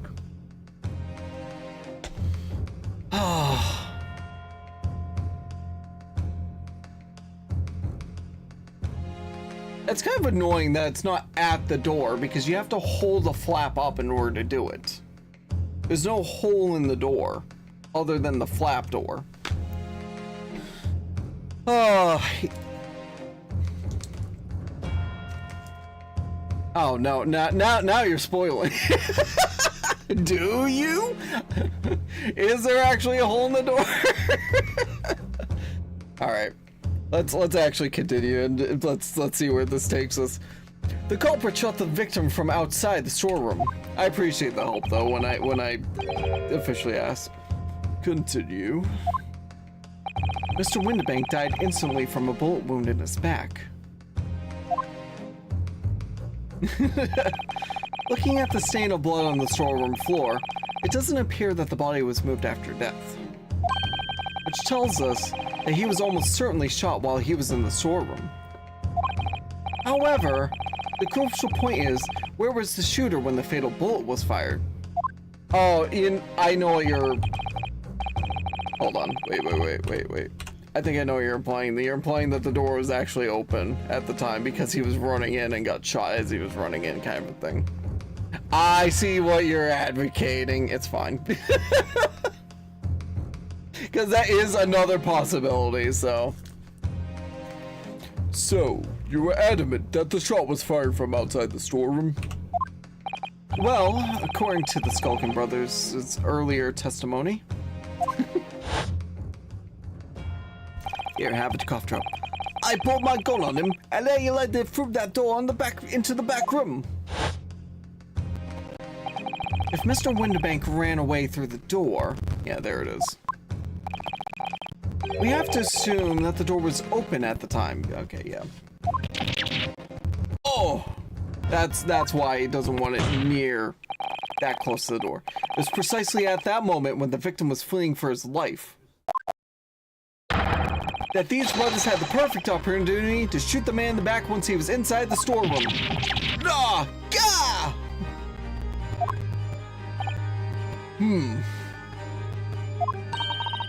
Come to think of it, you remember what the prosecutor said at the start of the trial? Moving on to the findings of Scotland Yard's coroner. His report states that the bullets entered the body on a rising diagonal trajectory. It means the victim was likely shot by someone significantly shorter in height than himself. Oh, he's already broken so many houses. Poor man. Dropped while he was running as fast as he could to safety. Ah, of course. He would have been leaning forward as he was running away. So even if the bullet was fired horizontally, it would still have entered his body on an upward trajectory. So, the culprit isn't necessarily someone shorter than Mr. Winterbank. Objection! I'm sure my learned friends can't have forgotten that the storeroom door was found closed and locked from the inside. You claim that the victim was shot as he fled into the room. Do you also claim his corpse was dexterous enough to turn the key in the lock? But... What if someone else locked the door? Yes, there is someone else who could have locked the storeroom door. Is that so? Very well then, counsel. Present your hypothesis to the court. In the scenario just described, the defense's assertion is that the victim was shot from outside the storeroom. In which case, who shall unlock the storeroom door from the inside? Gina. Take that! Obviously, the person who locked the door was the only other person inside the storeroom at the time. The defendant, Miss Gina Lestrade. Take Objection! That's absurd. You're suggesting that the accused deliberately engineered the sealed room? For what possible reason? Such actions would only serve to tighten the noose around her neck. I'm inclined to agree, I must say. Well, counsel? Samian, thank you so much for the follow. Appreciate it. Yes, that's a tricky one, that, isn't it? Half-baked notions have no place in my courtroom, counsel. Remember that, please. But of course Ginny would have locked the door. It almost goes without saying, doesn't it? Well, yeah, if somebody literally got shot, she's protecting herself. It does? Well, if I was Ginny in that situation, I know I would have locked the door as quickly as I could. I mean... Say it. Those two burglars had just fired a gun in her direction, hadn't they? Thank you. Oh, yes! Obviously. Before those two brothers arrived, Miss Lestrade and Mr. Winterbank were in the storeroom together. Now, I don't know what went on between them at that time, but at some point, Mr. Winterbank must have heard the intruders breaking into his shop and left the storeroom. Intruders, eh? That's us, bruv. If your theory is correct, that will leave the accused alone in the storeroom. Yes, it would. Then, probably only moments later, the victim fled back through the storeroom door, hoping to escape danger.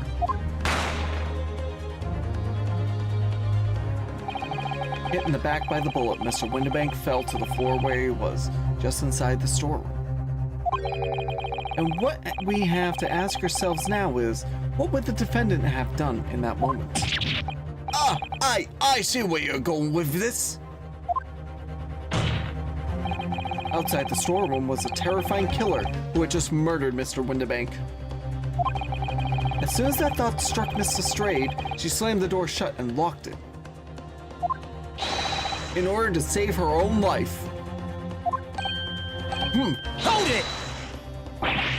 But we ain't the ones who done it. We ain't, Gov, we ain't. You gotta believe us. I mean, come on. We'd never shoot no one. Objection! You shot Herlock. That's blatantly untrue. I know for a fact that you would. Because before my own eyes, you shot Mr. Herlock Sholmes. There is only one logical conclusion here. Mr. Skulkin, you brothers had every opportunity to have been the true perpetrators of Mr. Winterbank's murder.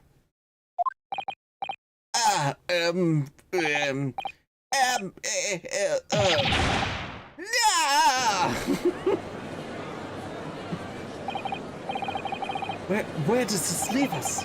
You mean to say it wasn't the pickpocket who shot the pawnbroker after all? I should have known it was those three brothers. They look as shady as it's fours. What are they keep inserting Inspector Gregson is great. Oh yeah, anytime they have to prop up the witness is always hilarious. That was amazing, Bruno. All the members of the jury seem to be firmly on your side now. I know. First time ever. And probably the last.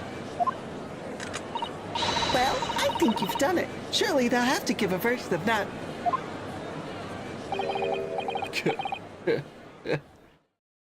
Yeah, absolutely no worries. The way I stream, it's I'm very much a work and lurk streamer. I know people have IRL stuff to do. So, you know, IRL stuff always comes first. Come and go as you can. I appreciate the raid again. I appreciate the follow. Thank you so much for stopping on by. Hopefully the rest of your day goes well. If I see you back today, I'll see you back today. If not, I'll see you, hope to see you another time. And if you didn't finish your case, I hope the rest of your Great Ace Attorney adventures goes well too.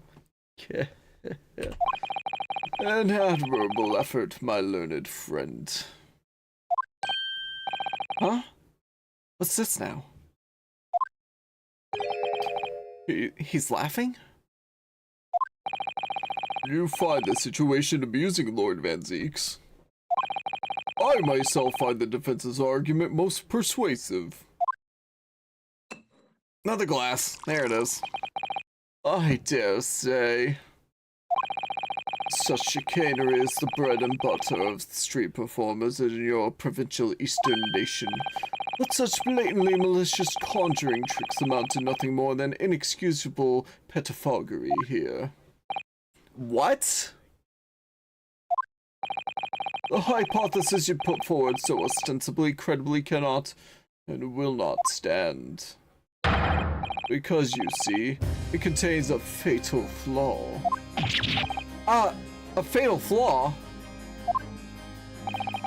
Do you mean to tell me that you're unaware of your logic's failing? I say, Lord Van Zeeks. Might be an idea to explain this badly conjuring trick or whatever it is to the troops on the ground,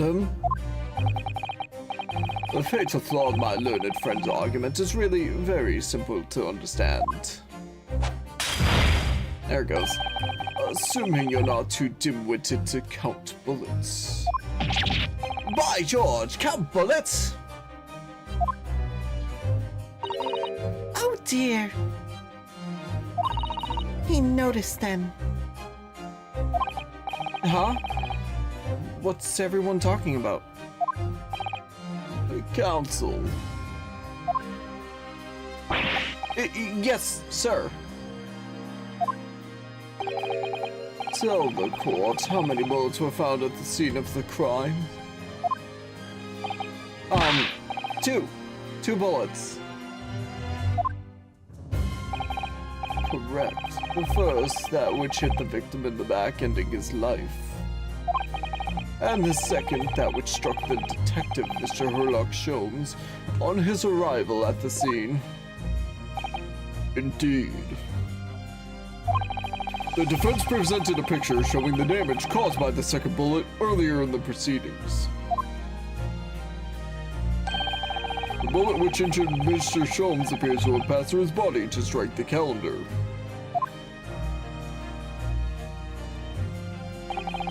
Your lordship's understanding is correct. Furthermore, we know there are two firearms involved in the incident. A revolver belonging to the victim, Mr. Winterbank, and the Skulkin brothers' revolver. The evidence shows that a single bullet was fired from each gun. Yes, indeed it does. A single bullet from each. Now then, my learned friend.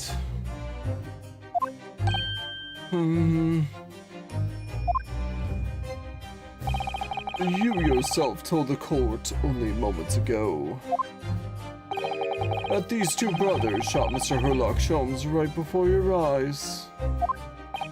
Yes, I did. Oh my goodness, I think you'll find that if the single bullet was fired from the brother's gun hit Mr. Sholmes, it means... Winterbank, not shot by same gun, stop! Only one bullet, stop! Exactly. Yes, this Nippon Street performer presented an ostensibly credible argument. However, it was never anything more than a diversionary trick with no hope of standing up to scrutiny. Ugh. Ah! Order! Order! Order! Up the ball this time. Pray forgive the discourtesy of flinging the dregs of this hollow nectar into the public gallery. Lord Van Zeeks! But this court needs to open its eyes. The accused, Miss Gina Lestrade, is no ordinary little girl. Despite her young years, she can, regrettably, no longer be described as a juvenile. No, the person in the dark is far from a law-abiding citizen. She has a past riddled with criminal conduct. The truth is, the accused broke into the pawnbrokery on the night in question with loathsome intent. As we can see beyond doubt in this print, which depicts her as threatening the victim with the murder weapon. And I have here in my possession one more piece of evidence the prosecution wishes to present. Oh, that disc!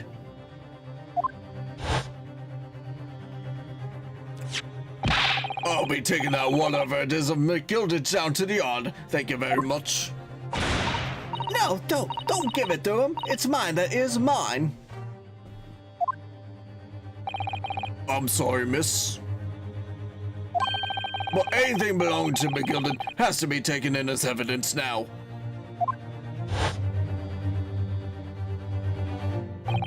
Yes, that music box disc. McGilded's music box disc. The very day before the hateful murder of Mr. Winterbank, the accused attempted to make off with this article, which clearly doesn't belong to her. And with none of the subtlety of a pickpocket, I might add, but by brute force and brazen impudence. Good gracious. Make no mistake, any sympathy for the accused on account of her years is misguided and dangerous. There are no depths to which this girl would not stoop if pushed, no crime she would not commit. The court forgets that fact at its peril. I see. I think it would be prudent to take this music box disc into evidence, counsel. That's a grim testament to the defendant's character. Lord Van Zeeks,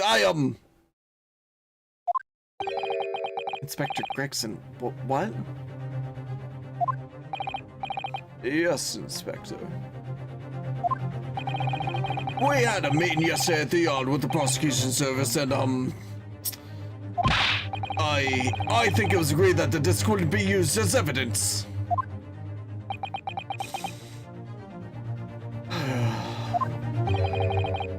What's this all about? Why is the inspector acting strangely? That's the first time he said anything to Van Zeeks at all.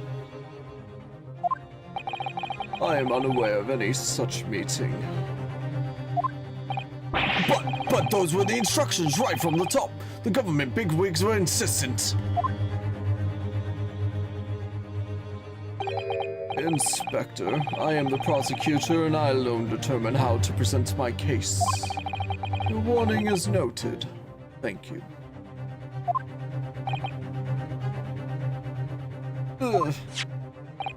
The prosecution wishes to proceed with submitting this disc as evidence, my lord. Indeed, bailiff. Music box disc has been entered into the court records. The prosecution has established the accused's motive, opportunity, and baseness of character. There is nothing more to add.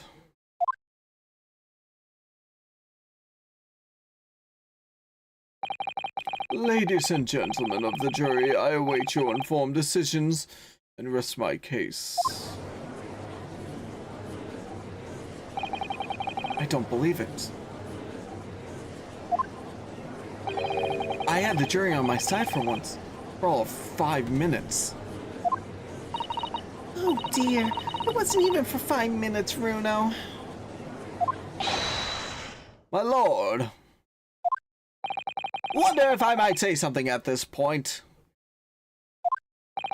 Proceed, Mr. Foreman. Been stumbling about in a bit of a fog up to now, if truth be told, but all of a sudden, the answer is barely obvious to me and my men. There's only one thing for it. Oh no. Very well. The court will hear from the jury. Ladies and gentlemen, you will present your leanings as to the defendant's culpability. Guilty. Guilty. Guilty. Guilty. Guilty. Guilty. It's still one juror 4 banging his head on the table because of his surgical gloves.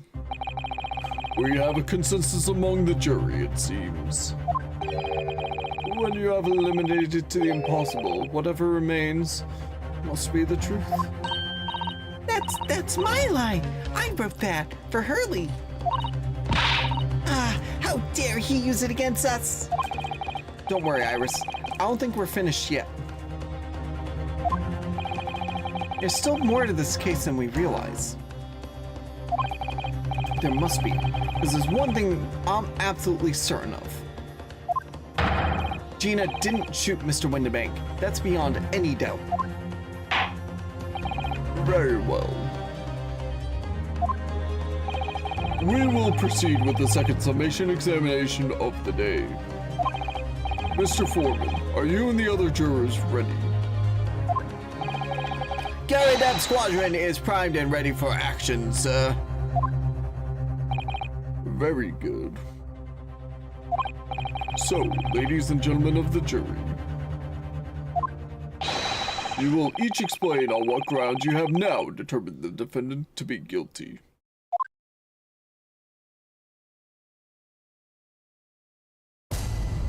Alright, judicial findings. Jurors' contentions. Once a rogue, always a rogue, I say. Different breed to us law-abiding citizens.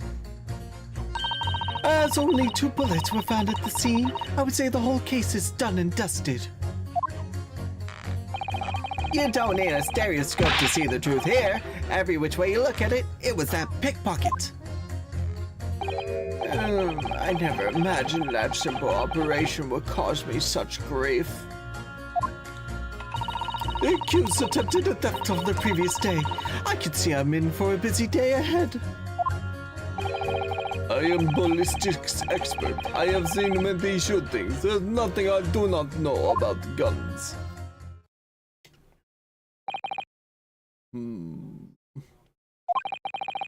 It would seem there's little remaining room for doubt. I have to admit, I was rather bowled over by the argument put forward by the chap in black. But when that fell apart like a house of cards, I saw that I'd jolly well been hoodwinked. Well, no more.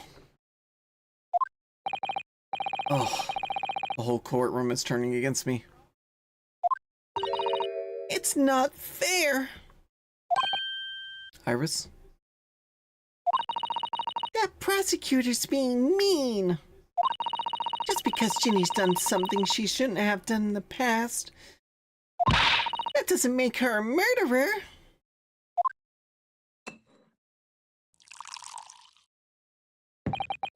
Allow me to savor this fruity vintage while I savor the spectacle of your fruitless debate on the matter. Here's to the truth coming out, eventually.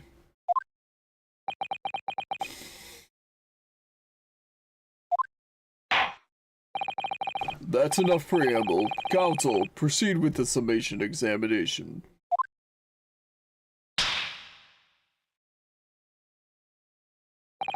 Yes, my lord.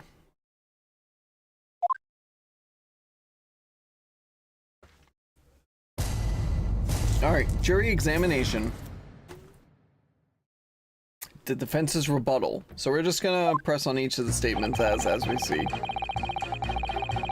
Hold it! Alright, so juror 1. Just because Miss Lestrade has a history of pickpocketing, she must be guilty of murder. Is that what you're saying? Ah, well... Are all members of the British Army so quick to judge? I beg your pardon? Are you mocking Her Majesty's Armed Forces, the greatest military organization in the world? No, I'm simply illustrating my point. Making assumptions about people because they're a soldier or a pickpocket is wrong and dangerous. Well, yes, might have a point there, I suppose. But let's not forget the girl had already shown she had it in her from before. She's clearly a criminal sort through and through, can't deny it. When you say that she'd shown it, she had it in her, you're referring to this? Exactly. Tried to swipe that only a day earlier, Or am I mistaken? Not exactly. Given that I was actually there at the time, it's hard to refute that. I've never actually seen the real thing. I can't wait to have a closer look at it. Oh, yes, of course.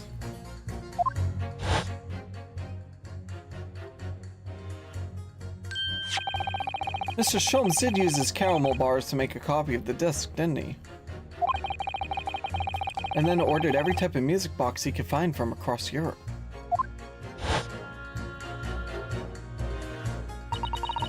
We still don't know what tune it plays, though, do we?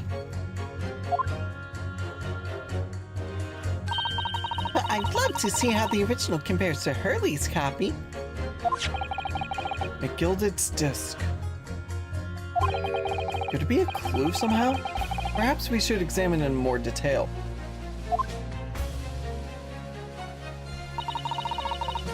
Okay, actually, let us look at the disc now.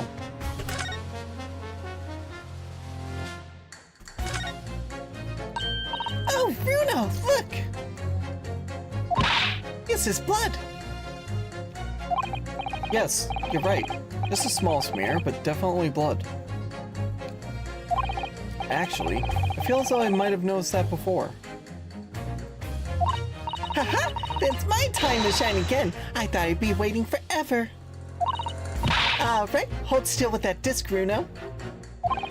Can we get this done quickly, Iris? In a flash.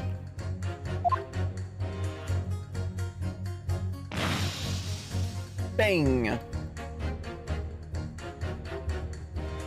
Green. Ooh, a lovely bright shade again. Oh, wait, that color. What is it? It's just that green. It's not the first time we've seen that color, is it? Blood samples portfolio has been updated in the court record.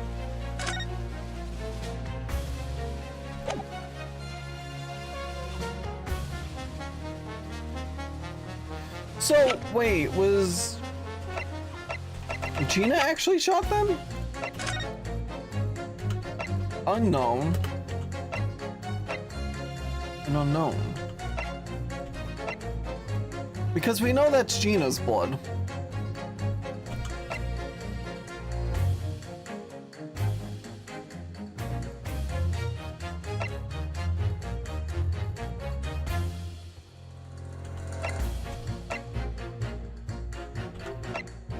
That's definitely, I feel like that's Mr. Sholmes.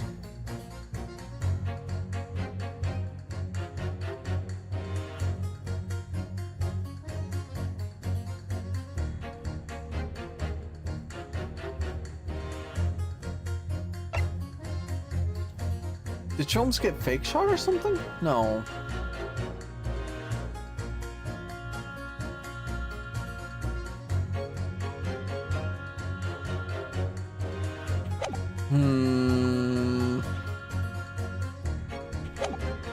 I'm perplexed now. Alright. Hold it! It's the number of bullets that has you convinced.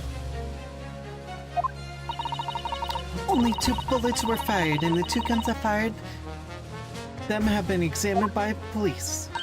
When the parlor maid asks me how many are invited for dinner, I always tell her to count the table settings. Well, that's logical, I suppose. Although,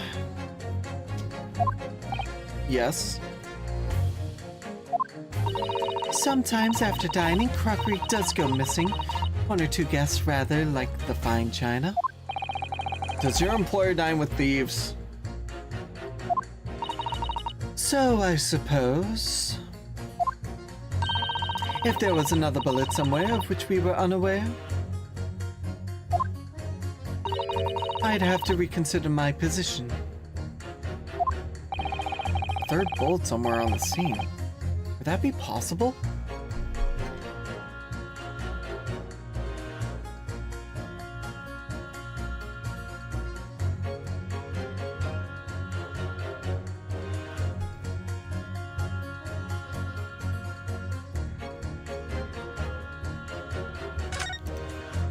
I think right now it's impossible. Unfortunately, only 2 bullets were discovered by the police during their investigation. Yes, I know. Right. And I don't imagine the good men of Scotland Yard would have overlooked anything. If I missed a bullet while I was cleaning his lordship's office, well, I should receive a sound scolding, I don't doubt. And he should receive a visit from the police, perhaps. Sounds like a crime scene to me. A 3rd bullet. It would completely turn things around if there was one, wouldn't it? You think we might find one lying around somewhere?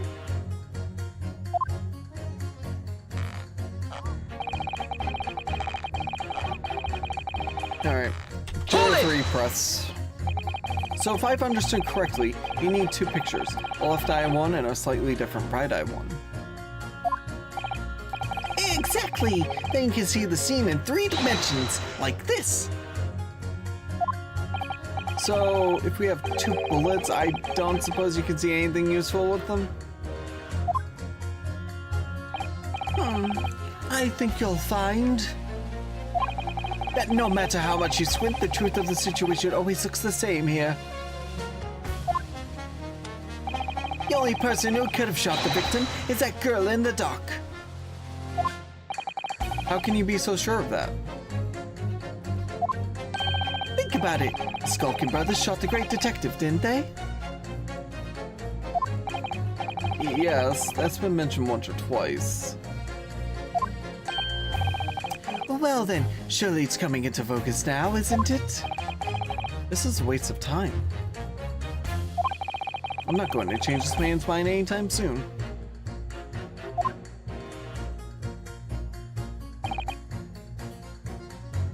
Hold it! Juror 4. Would you please stop muttering about things that have nothing to do with this trial, sir? The defendant's life is on the line here. Well, the thing is, I couldn't really say that it has nothing to do with this trial, to be honest. Huh? I mean, there's no question that the man was shot, but the bullet had simply vanished from his stomach. It's quite inexplicable, don't you think? Huh? I almost don't want to ask, but the surgery you've been muttering about all this time. You were operating on... What was the fellow's name now? Herlock? No, Herlock? No, Hairlock? Herlock Sholmes, by any chance? Yes, good lord. It was that Hairlock fellow. What? You're the surgeon that operated on Mr. Sholmes? That's right, using the very latest anesthesia techniques, I might add. It was a fairly major op, I can tell you. This is crazy. Let me see, the fellow was brought in not long after midnight, if I remember correctly. He said he'd been shot by some criminal or other, so I opened him like a shot. But the funny thing is, I went over his insides with a fine-tooth comb and couldn't find the bullet anywhere. So I'm afraid I had to throw my hands up and just stitch the fellow back up.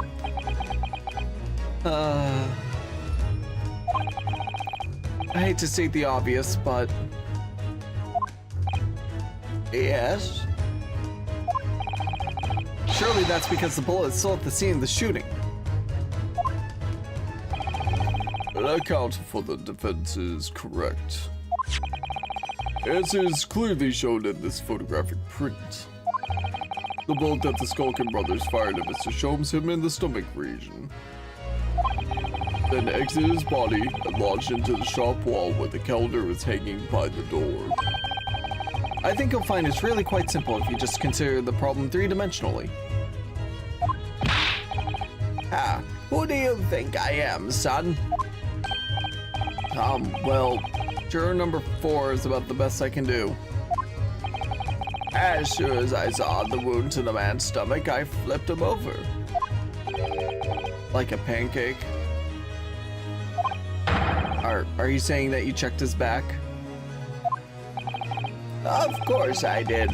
And there wasn't a trace of injury. No sign the bullet that the bullet had left the body at all. What? That's the point. The only logical conclusion was that the bullet was still somewhere in the man's innards, which is exactly why I set about slicing him up. I'm still none the wiser even now. How many times do I have to say it? Can somebody please explain how it happened? Can somebody please solve the mystery? It's almost as much of a mystery as how this jury was put together.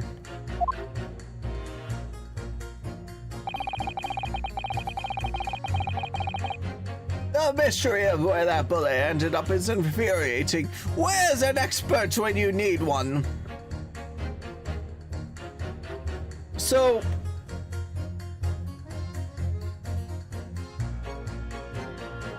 would this be the time to pit juror 2 and juror 4?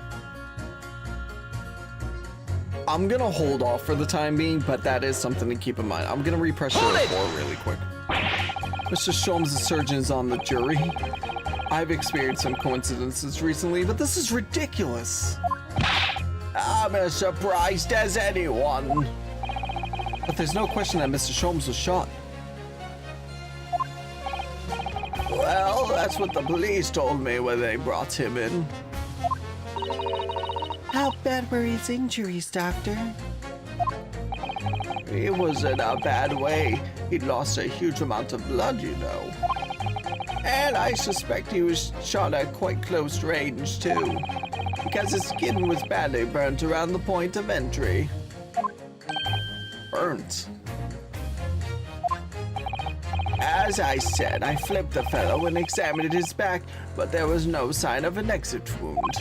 Which is why I thought I'd better locate the lug and pop it out. And yet you say you found no bullet inside the patient? Well, I wouldn't have done, would I? Because it's in the wall of the pawnbrokers. But how did it get there? I need someone to solve this mystery before it drives me to insanity. If only there was some expert in ballistics who could help, even if he looks untrustworthy. So we have a disappearing bullet on our hands. Okay.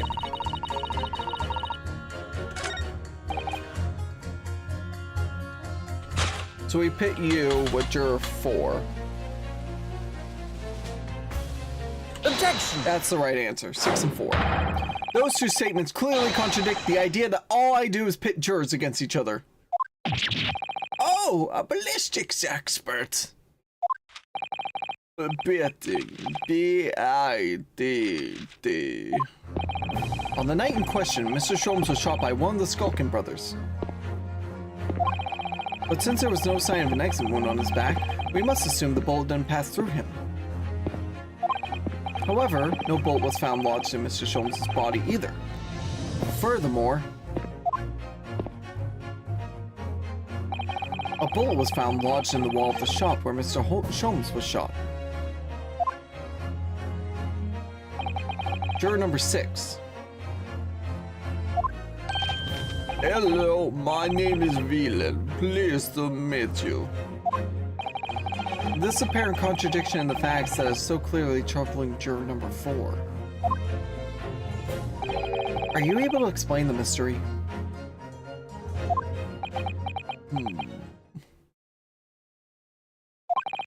I have seen a very similar situation in Motherland. It was night. There was blizzard. I was running away along mountain road in freezing cold. Golly. The snow was piling high on both sides of the road. It was very narrow and dangerous. My pursuers had hunting rifles and they were on dog sleds. Mental note, don't ask too many questions. I was shot from behind and I fell down in snow. And this situation was very similar to what I hear today from doctor. I could not find bullet in my body. And no sign of, how do you say, exit wound. Then where did the bullet go? Bullet never hit me. Well, if it never hits you, why did you fall down? Bullet hit frozen wall of ice very close to my side. What? One small piece, very sharp, broke away from lump of ice and pierced my body. It made a deep wound that looks just like bullet wound. Good gracious. Of course, piece of ice quickly melted inside me. And that is a solution to the mystery of disappearing bullet.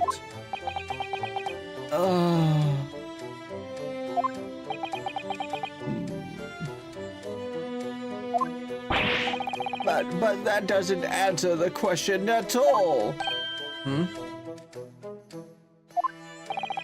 Shooting happened in a pawnbroker's shop. Not some snowy mountain road in another country.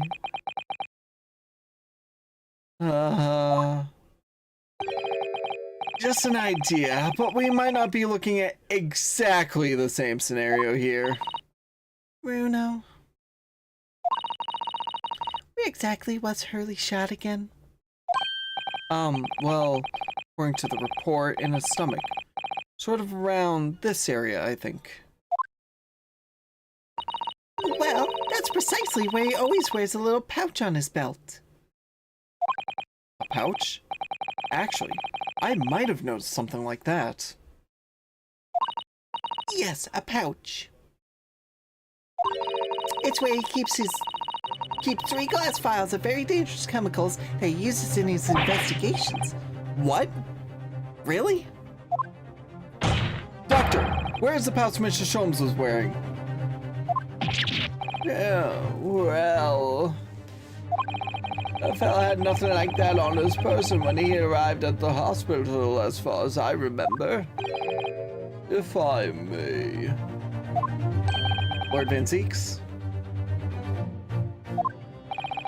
While I realize it is forbidden for the prosecution to interject during a summation examination, I should inform the defense that I have the pouch in question in the antechamber outside the courtroom.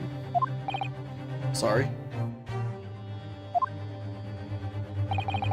As I understand it, when the police arrived on the scene and found Mr. Sholmes injured, they removed the pouch in order to assess the wound. Ah, thank goodness. I thought I was forgetful for a moment. Since then, it has been in my safekeeping, along with all other evidence relating to the case. I can personally vouch for the fact that it has not been touched since the incident occurred. Very well. While extremely unconventional during examination, I must demand the prosecution presents the item in question with all speed. Bring forth Mr. Herlock Sholmes' pouch. I see. So this is a pouch worn by Mr. Sholmes on the night in question, is it? Look at that. One of the files is broken, and the letter around it is scorched black. It's almost as if the file exploded. Exploded? Oh, I can do the deep. So, that night, a bullet from the Skulkin Brothers' gun struck Mr. Sholmes' pouch. And it was the glass file exploding that caused the fellow's injury. This bullet did not penetrate with them, but was deflected into a wall of shop.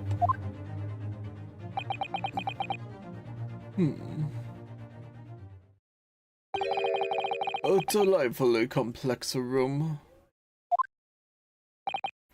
Well, it would appear one mystery has been solved, at least.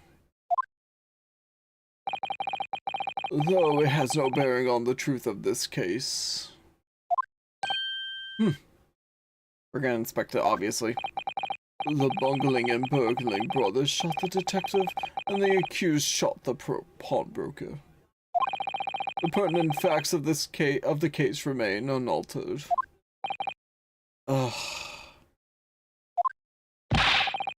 But at least the mystery is solved. I can sleep easy tonight. Thank you, young man. Thank you very much. Glad I could help. Due to its bearing on the conundrum to solve, the court will sequester this scruffy pouch as evidence. Early's pouch isn't scruffy. Sholmes' pouch has been entered into the court record. The pouch Mr. Sholmes was wearing around his waist at the time of the shooting. One of the glass files is smashed and there are scorch marks around it. Now, the summation examination. It would appear the defense is somewhat struggling to alter opinion. Please, my lord. A little more time. After all, that's a new piece of evidence. It could be a valuable clue, and can't afford to overlook anything here, Ryunosuke. There's still a way to turn this around. Somehow. I'm sure of it.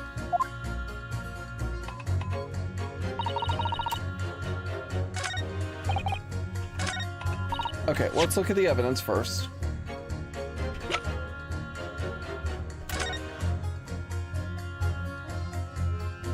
Aha! The bullet's still in here! It's really scorched badly just here. Oh, the strap is broken, look! This must be where the bullet hit then. Let me see.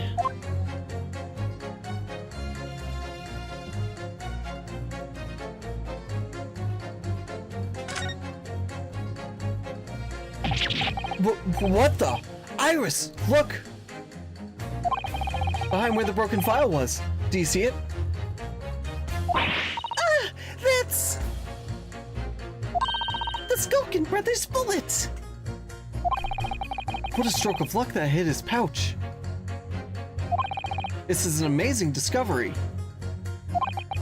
What this means is there were 3 bullets fired at Windibanks that night. We found exactly what that juror was talking about. The 3rd bullet. It's time to press that juror again, I think. Third bullet has been entered into the court record. Projectile we discovered lodged in Mr. Sholmes' pouch. It caused one of the files to explode, injuring Mr. Sholmes.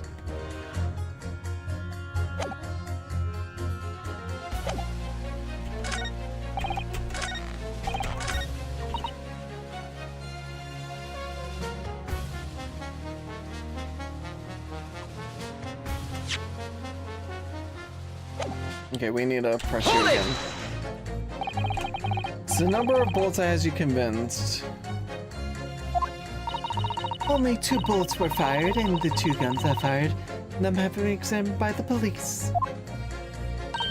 When the parlor maid asked me how many I invited for dinner, I always tell her to count the table settings.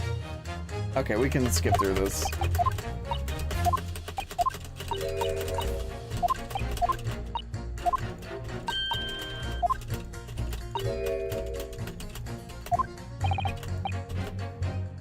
I can prove it now.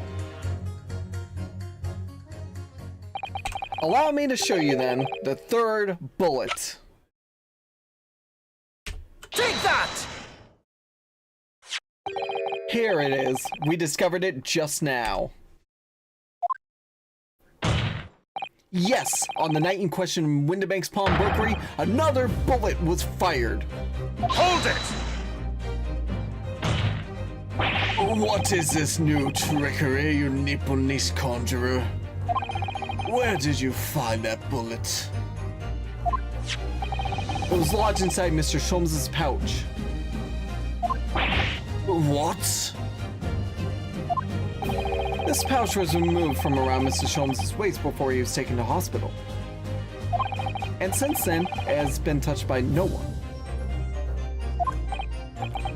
Do you mean to say the shot fired by the Skulkin brothers that night?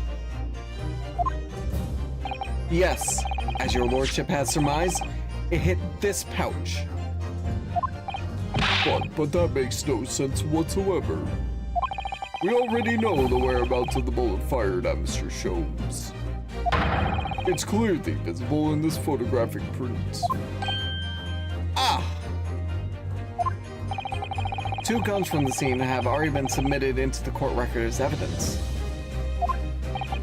Yes, that of Mr. Windibank and that belonging to the Skulkin brothers. An examination of both guns revealed that only a single bullet had been fired from each. Ah. But that must mean... That's right. We now know that on the night in question, 3 bullets were fired. However, only 2 bullets were fired from the guns recovered from the crime scene. And until that incontrovertible inconsistency is somehow explained, we cannot and must not pass judgment. Ugh. Ugh.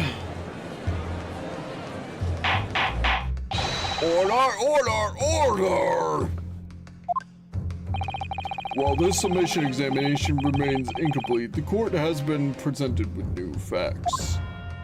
Facts that would appear to shake the very foundations upon which the case against the defendant has been built.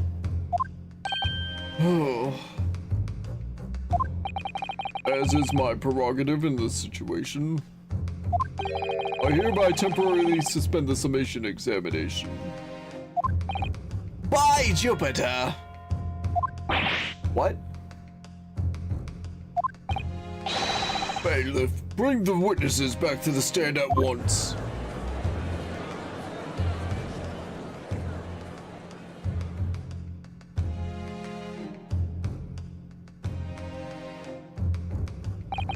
Witnesses. Governor! Were you listening to proceedings while the defense carried out the summation examination? We was, Governor, we was. Perhaps we can dispense with the tedious preamble. Simply answer this one question. A third bullet has been identified at the scene of the crime. What do you make of that? Make of it, Gov? I don't make nothing of nothing if I can help it. Is it one of yours? God blimey, Gov. God blimey. Not a chance. In that case, did you have an accomplice? What? What? Never. The Skulking Brothers work alone. It's just the two of us. That's our trademark. How soon we forget poor Sulky.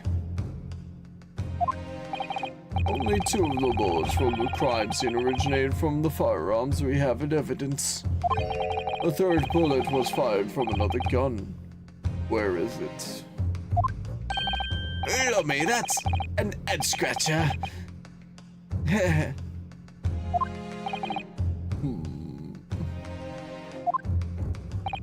Counsel for the defense. Yes. I should like to hear your thoughts regarding these new developments. The 3rd bullet and a mysterious missing firearm from whence it came. Thinking back over all the testimony we've heard and all the evidence we've seen, I think I'm starting to form a picture of what really happened that night. My lord, I think it's clear what the 3rd bullet tells us about the Skulkin brothers.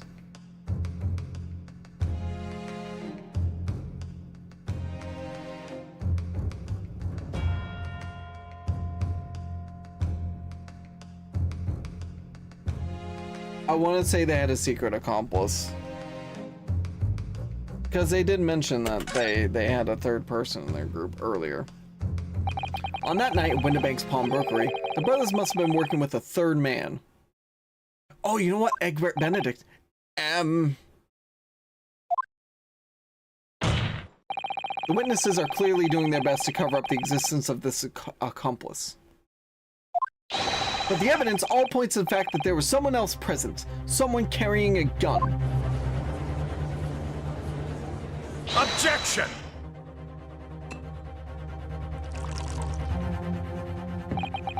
An accomplice, you say? Pigswill. Huh? These protracted proceedings have already forced us to endure 2 summation examinations. In all that time, there's been not a murmur of a 3rd man.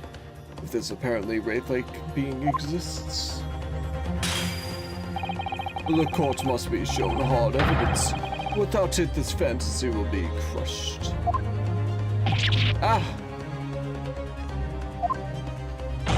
The prosecution demands answers on 2 counts. Firstly, proof, evidence, that this accomplice was ever at the scene of the crime. And secondly, the identity of this spurious character. Skulkins are lying. I know that. But how can I ascertain the identity of the person they're hiding? Well, counsel. I'm supposed to prove the existence of this accomplice, or reveal the person's identity even. In response to the prosecution's demands, my lord, the defense is...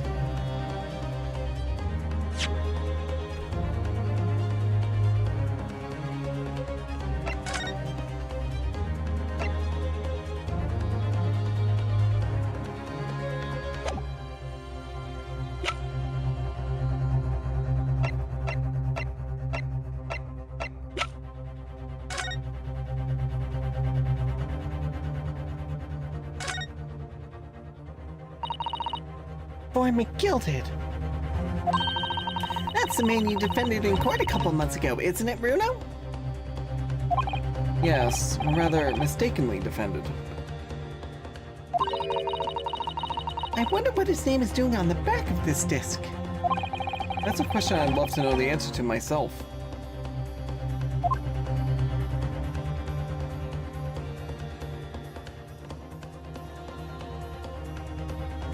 Big brain! Remember how there's information leaking?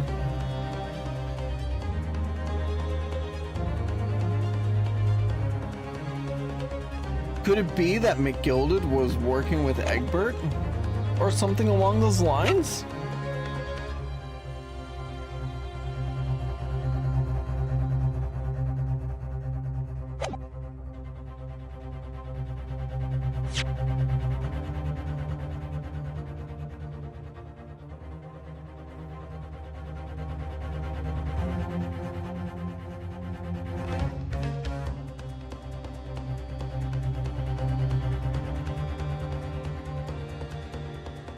We need proof that they were there and the identity. I know the identity.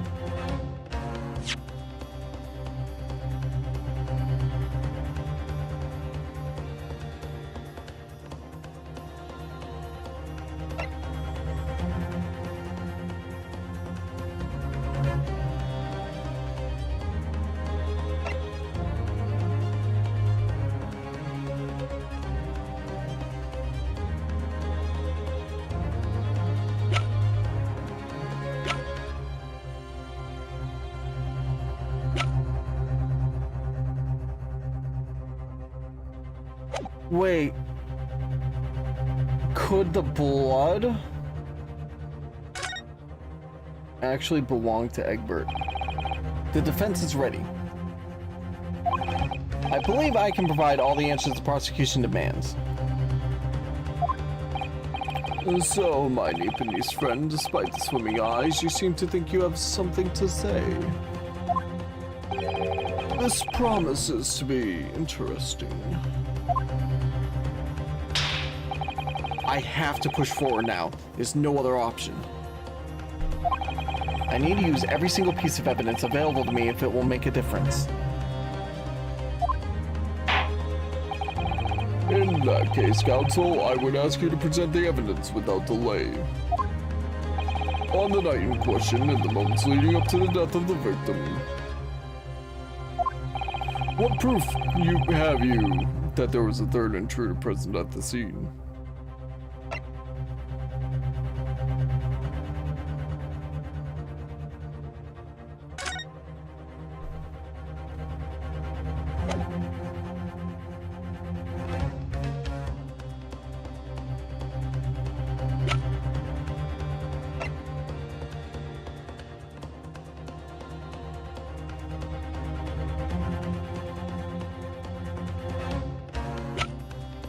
But do I present the blood smear? Or do I present the disc? Let's do the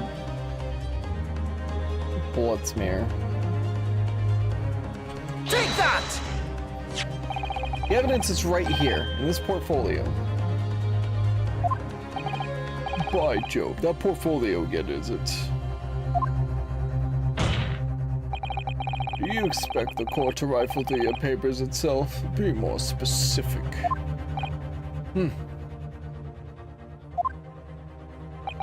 You claim one of those blood samples proves the presence of this third intruder. Well, which one is it? It's this sample. Take that! What am I looking at here? There appears to be some green paint or such like around the bullet hole in the middle of the calendar. That's a bloodstain, my lord. A bloodstain? Green blood? Curious even for you. Is the court to understand that the intruder was some unhuman creature? It's something developed by Mr. Herlock Sholmes. By the great detective. New invention, stop. Not appearance story, stop. It was a Vulcan. It's you see. It doesn't have a name yet, though. This fogger spray is a chemical that reacts with the different elements in people's blood to change its color. It was a Vulcan, I swear. Different elements of people's blood? Yes, everyone's blood is slightly different, you see, because it's made up of different elements. So, by seeing what color it changes to, you can tell in a flash whose blood it is. Ooh, Ooh, that brings a whole extra dimension to looking at blood. Talking blood and corpse, stop. Very exciting, stop.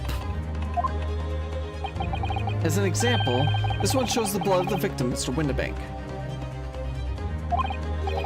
Oh, a striking blue. Yes, so you see, the green color of this blood stain on the calendar shows that somebody else was shot in the main part of the shop. Now hold fire there, young man. Could be from some unrelated incident, couldn't it? No, it's not unrelated. Huh? The date showing on the calendar is the date on which Mr. Windibank was killed. By golly. Therefore, we can assume that whoever was shot on the same day. And whose blood is it? Well, the Skulkin brothers in the stand don't appear to be suffering from any gunshot injuries. Which means it must be the blood of somebody else. The third intruder, in fact. Objection! Whose identity the court is still waiting to hear. You can't delay this any longer, my learned friend. Who is this alleged third intruder? I'm gonna go on a whim. I literally have to. He's the only other person that I can even do. Take that! The man's name is Egbert Benedict. Egbert Benedict? What on earth are you talking about, counsel? He paid a visit to Windibank's pawnbrokery on the afternoon before the incident took place. When the accused attempted to deceive the pawnbroker into releasing this article into her possession. That's right. The man identified by the defense, Mr. Egbert Benedict, then attempted to take the article from the defendant by force.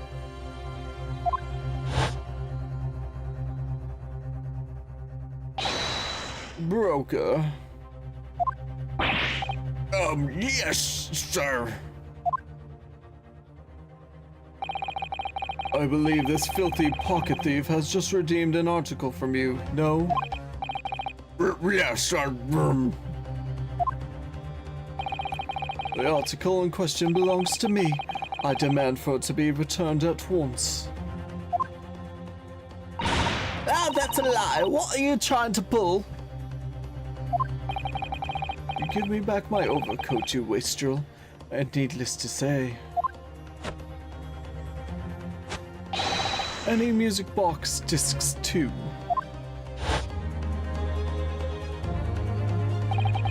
Inspector Gregson was there at the time and can attest to what happened. In the end, it was the inspector himself who took the disc.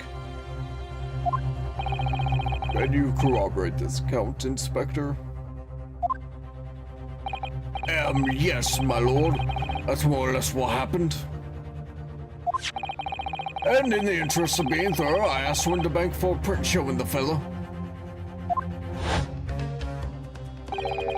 Taken from one of his red-handed recorder gubbanses. Yes, that's him talking to Windibank. That's Mr. Windibank that morning. And you claim this man is the brother's accomplice? Well, Mr. and Mr. Skulkin,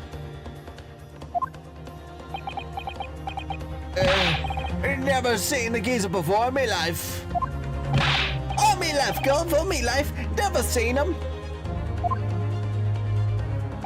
Well, somewhat unsurprisingly, it appears our witnesses disagree with the assertion. I'm sure your lordship recalls my learned Nipponese friend's actual assertion, which was that he could prove the identity of the alleged accomplice. yes, and I can.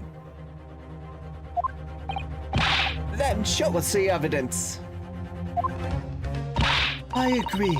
We must see proof that the clean-cut gentleman in the photograph is the filthy criminal you say he is.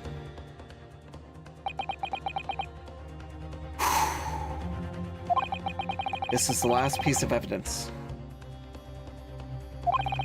I've had a feeling that something has been missing in this trial from the very start.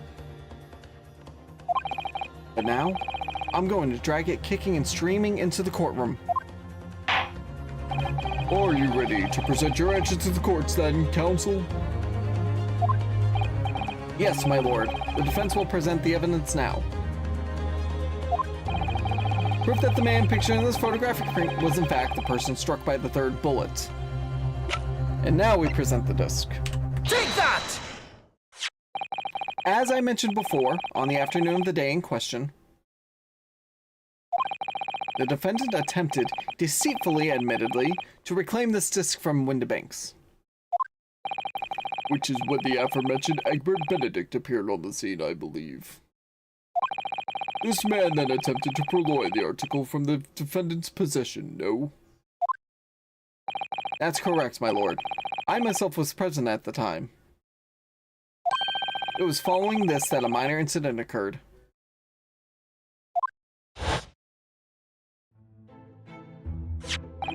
But of course, sir. Here's the disc for you.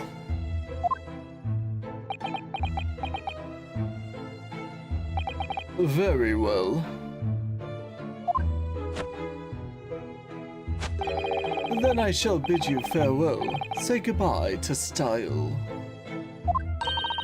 Oh, wait a minute, that disc is mine. Oh, what do you think you're doing, you little tramp? You've drawn blood, you filthy animal.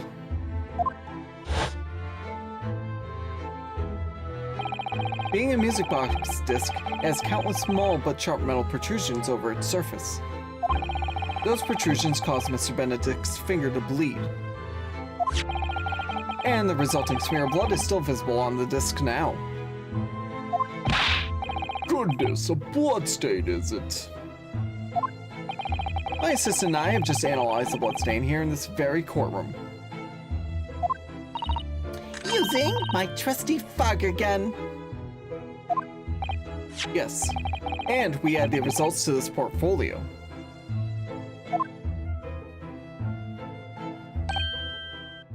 I say, It's green. It's exactly the same color as the blood around the calendar. the evidence is conclusive. The man calling himself Mr. Egbert Benedict, who was in Windibanks earlier in the day, is the accomplice who was present at the scene of the crime that same night. So there was someone else there. Look at those two brothers now. They're sweating buckets. Oi, who are you talking about? It's boiling in here. My lord, it is the opinion of the defense that Mr. Egbert Benedict should be summoned to the courtroom to testify.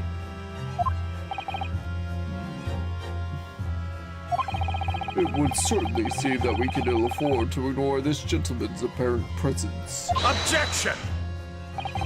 This has gone on long enough now, this flagrant ignorance of the mechanics of law. Huh? Sherlock Sholmes, you say? Yes, I've heard the name. The protagonist in a series of short stories for the vulgar classes, the god of detection or some such.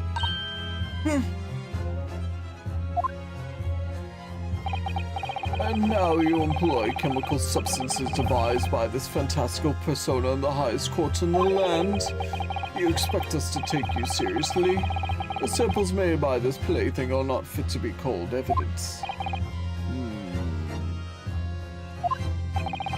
So, the bloodstain turned a shade of green. What of it? Here's to you successfully proving that no other blood in the world would turn the same color. Ah, well... And pray, do not even think of suggesting that we should take Mr. Sholmes' word for it. Ugh. Is he right? Is Mr. Sholmes' concoction a load of rubbish? I don't know. I mean, he is a great detective. What are you talking about? We can't let him get away with that. I know what would come to this. Of course, Mr. Sholmes' invention is going to be recognized by any official body. But what other choice did I have? I'm just remembering what Father Christmas over there said before. About how he was temporarily suspending the summation examination. Ah, In other words, the examination isn't over yet, is it? Good grief, what did you just say, young girl? And in a summation examination, the decision as to whether or not the trial continues is in the hands of the 6 jurors, isn't it?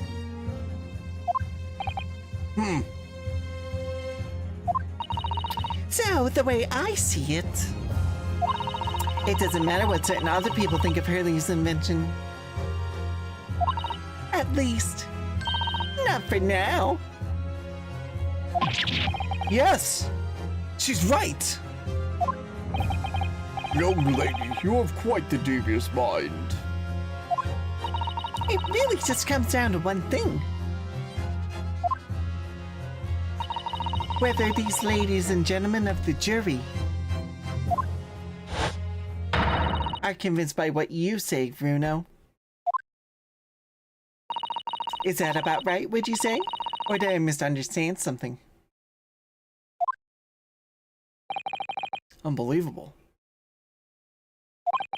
Mr. Sholmes' partner is a force to be reckoned with. Iris Wilson, sharpshooter. After that shrewd presses of the situation from an entirely unexpected source, it must be acknowledged that the previous summation examination has yet to reach its conclusion. Give me a minute. Hold on. Sorry about that. Oh, that was a weird interruption there, but it's okay.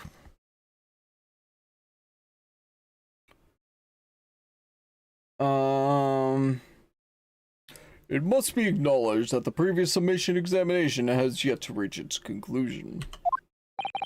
This is absurd. Ladies and gentlemen of the jury, the court now looks to you for your final leanings in the matter. As proud citizens of Her Majesty's Britain, I'm sure you will come to fair and just conclusions. So then, state your final decisions in turn, please. Not guilty. Not guilty. Not guilty. Guilty. Guilty! Not guilty.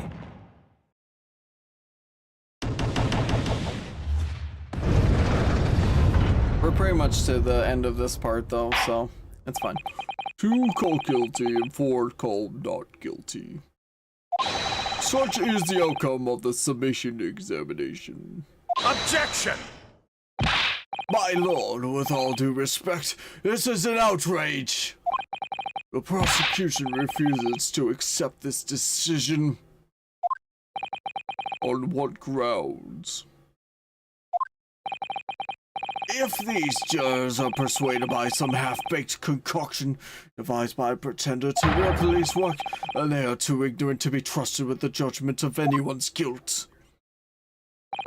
I'm sorry, Lord Fantiques, but the outcome of the summation examination cannot be ignored. This trial will continue.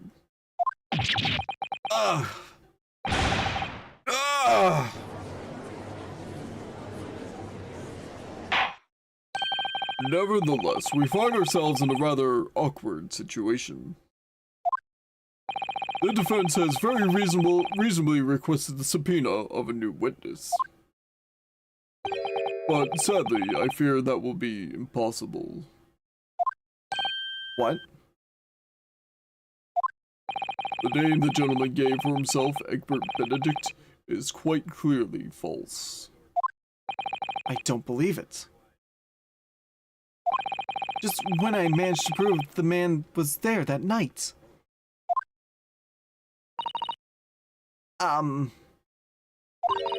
Could I say something? Who was that, please? Who spoke? It's one of the Skulkins. It was me, my lord.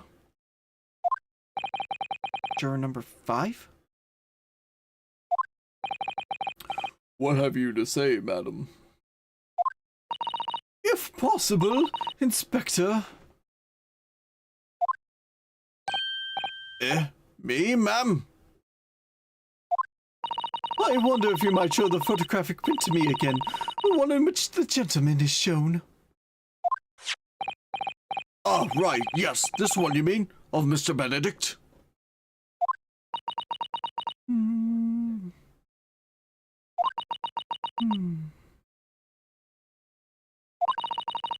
Yes. There's no doubt in my mind. Juror number 5. You don't mean to say... You know this man? Yes, I know him. What?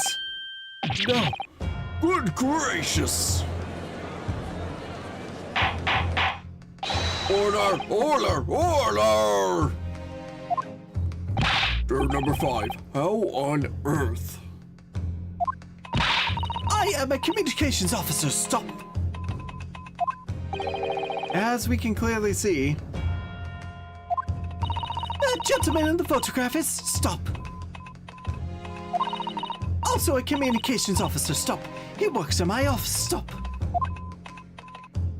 Oh. A very talented operator, in fact. Stop. He should be in the communication station now. Stop. Tapping away on the telegraph. Stop. This doesn't seem right somehow.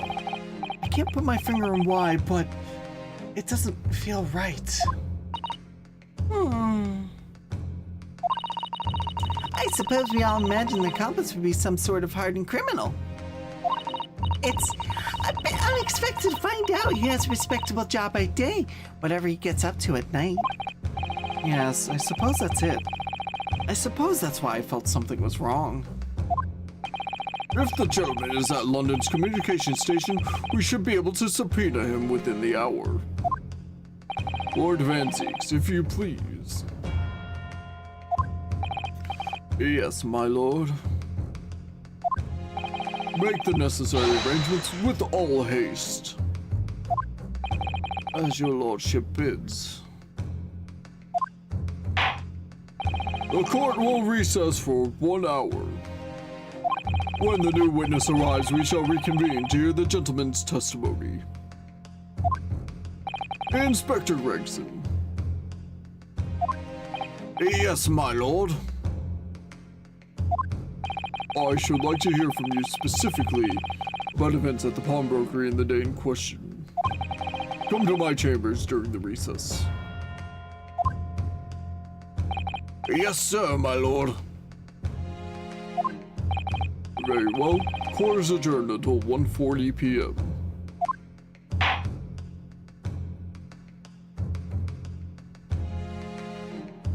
To be continued.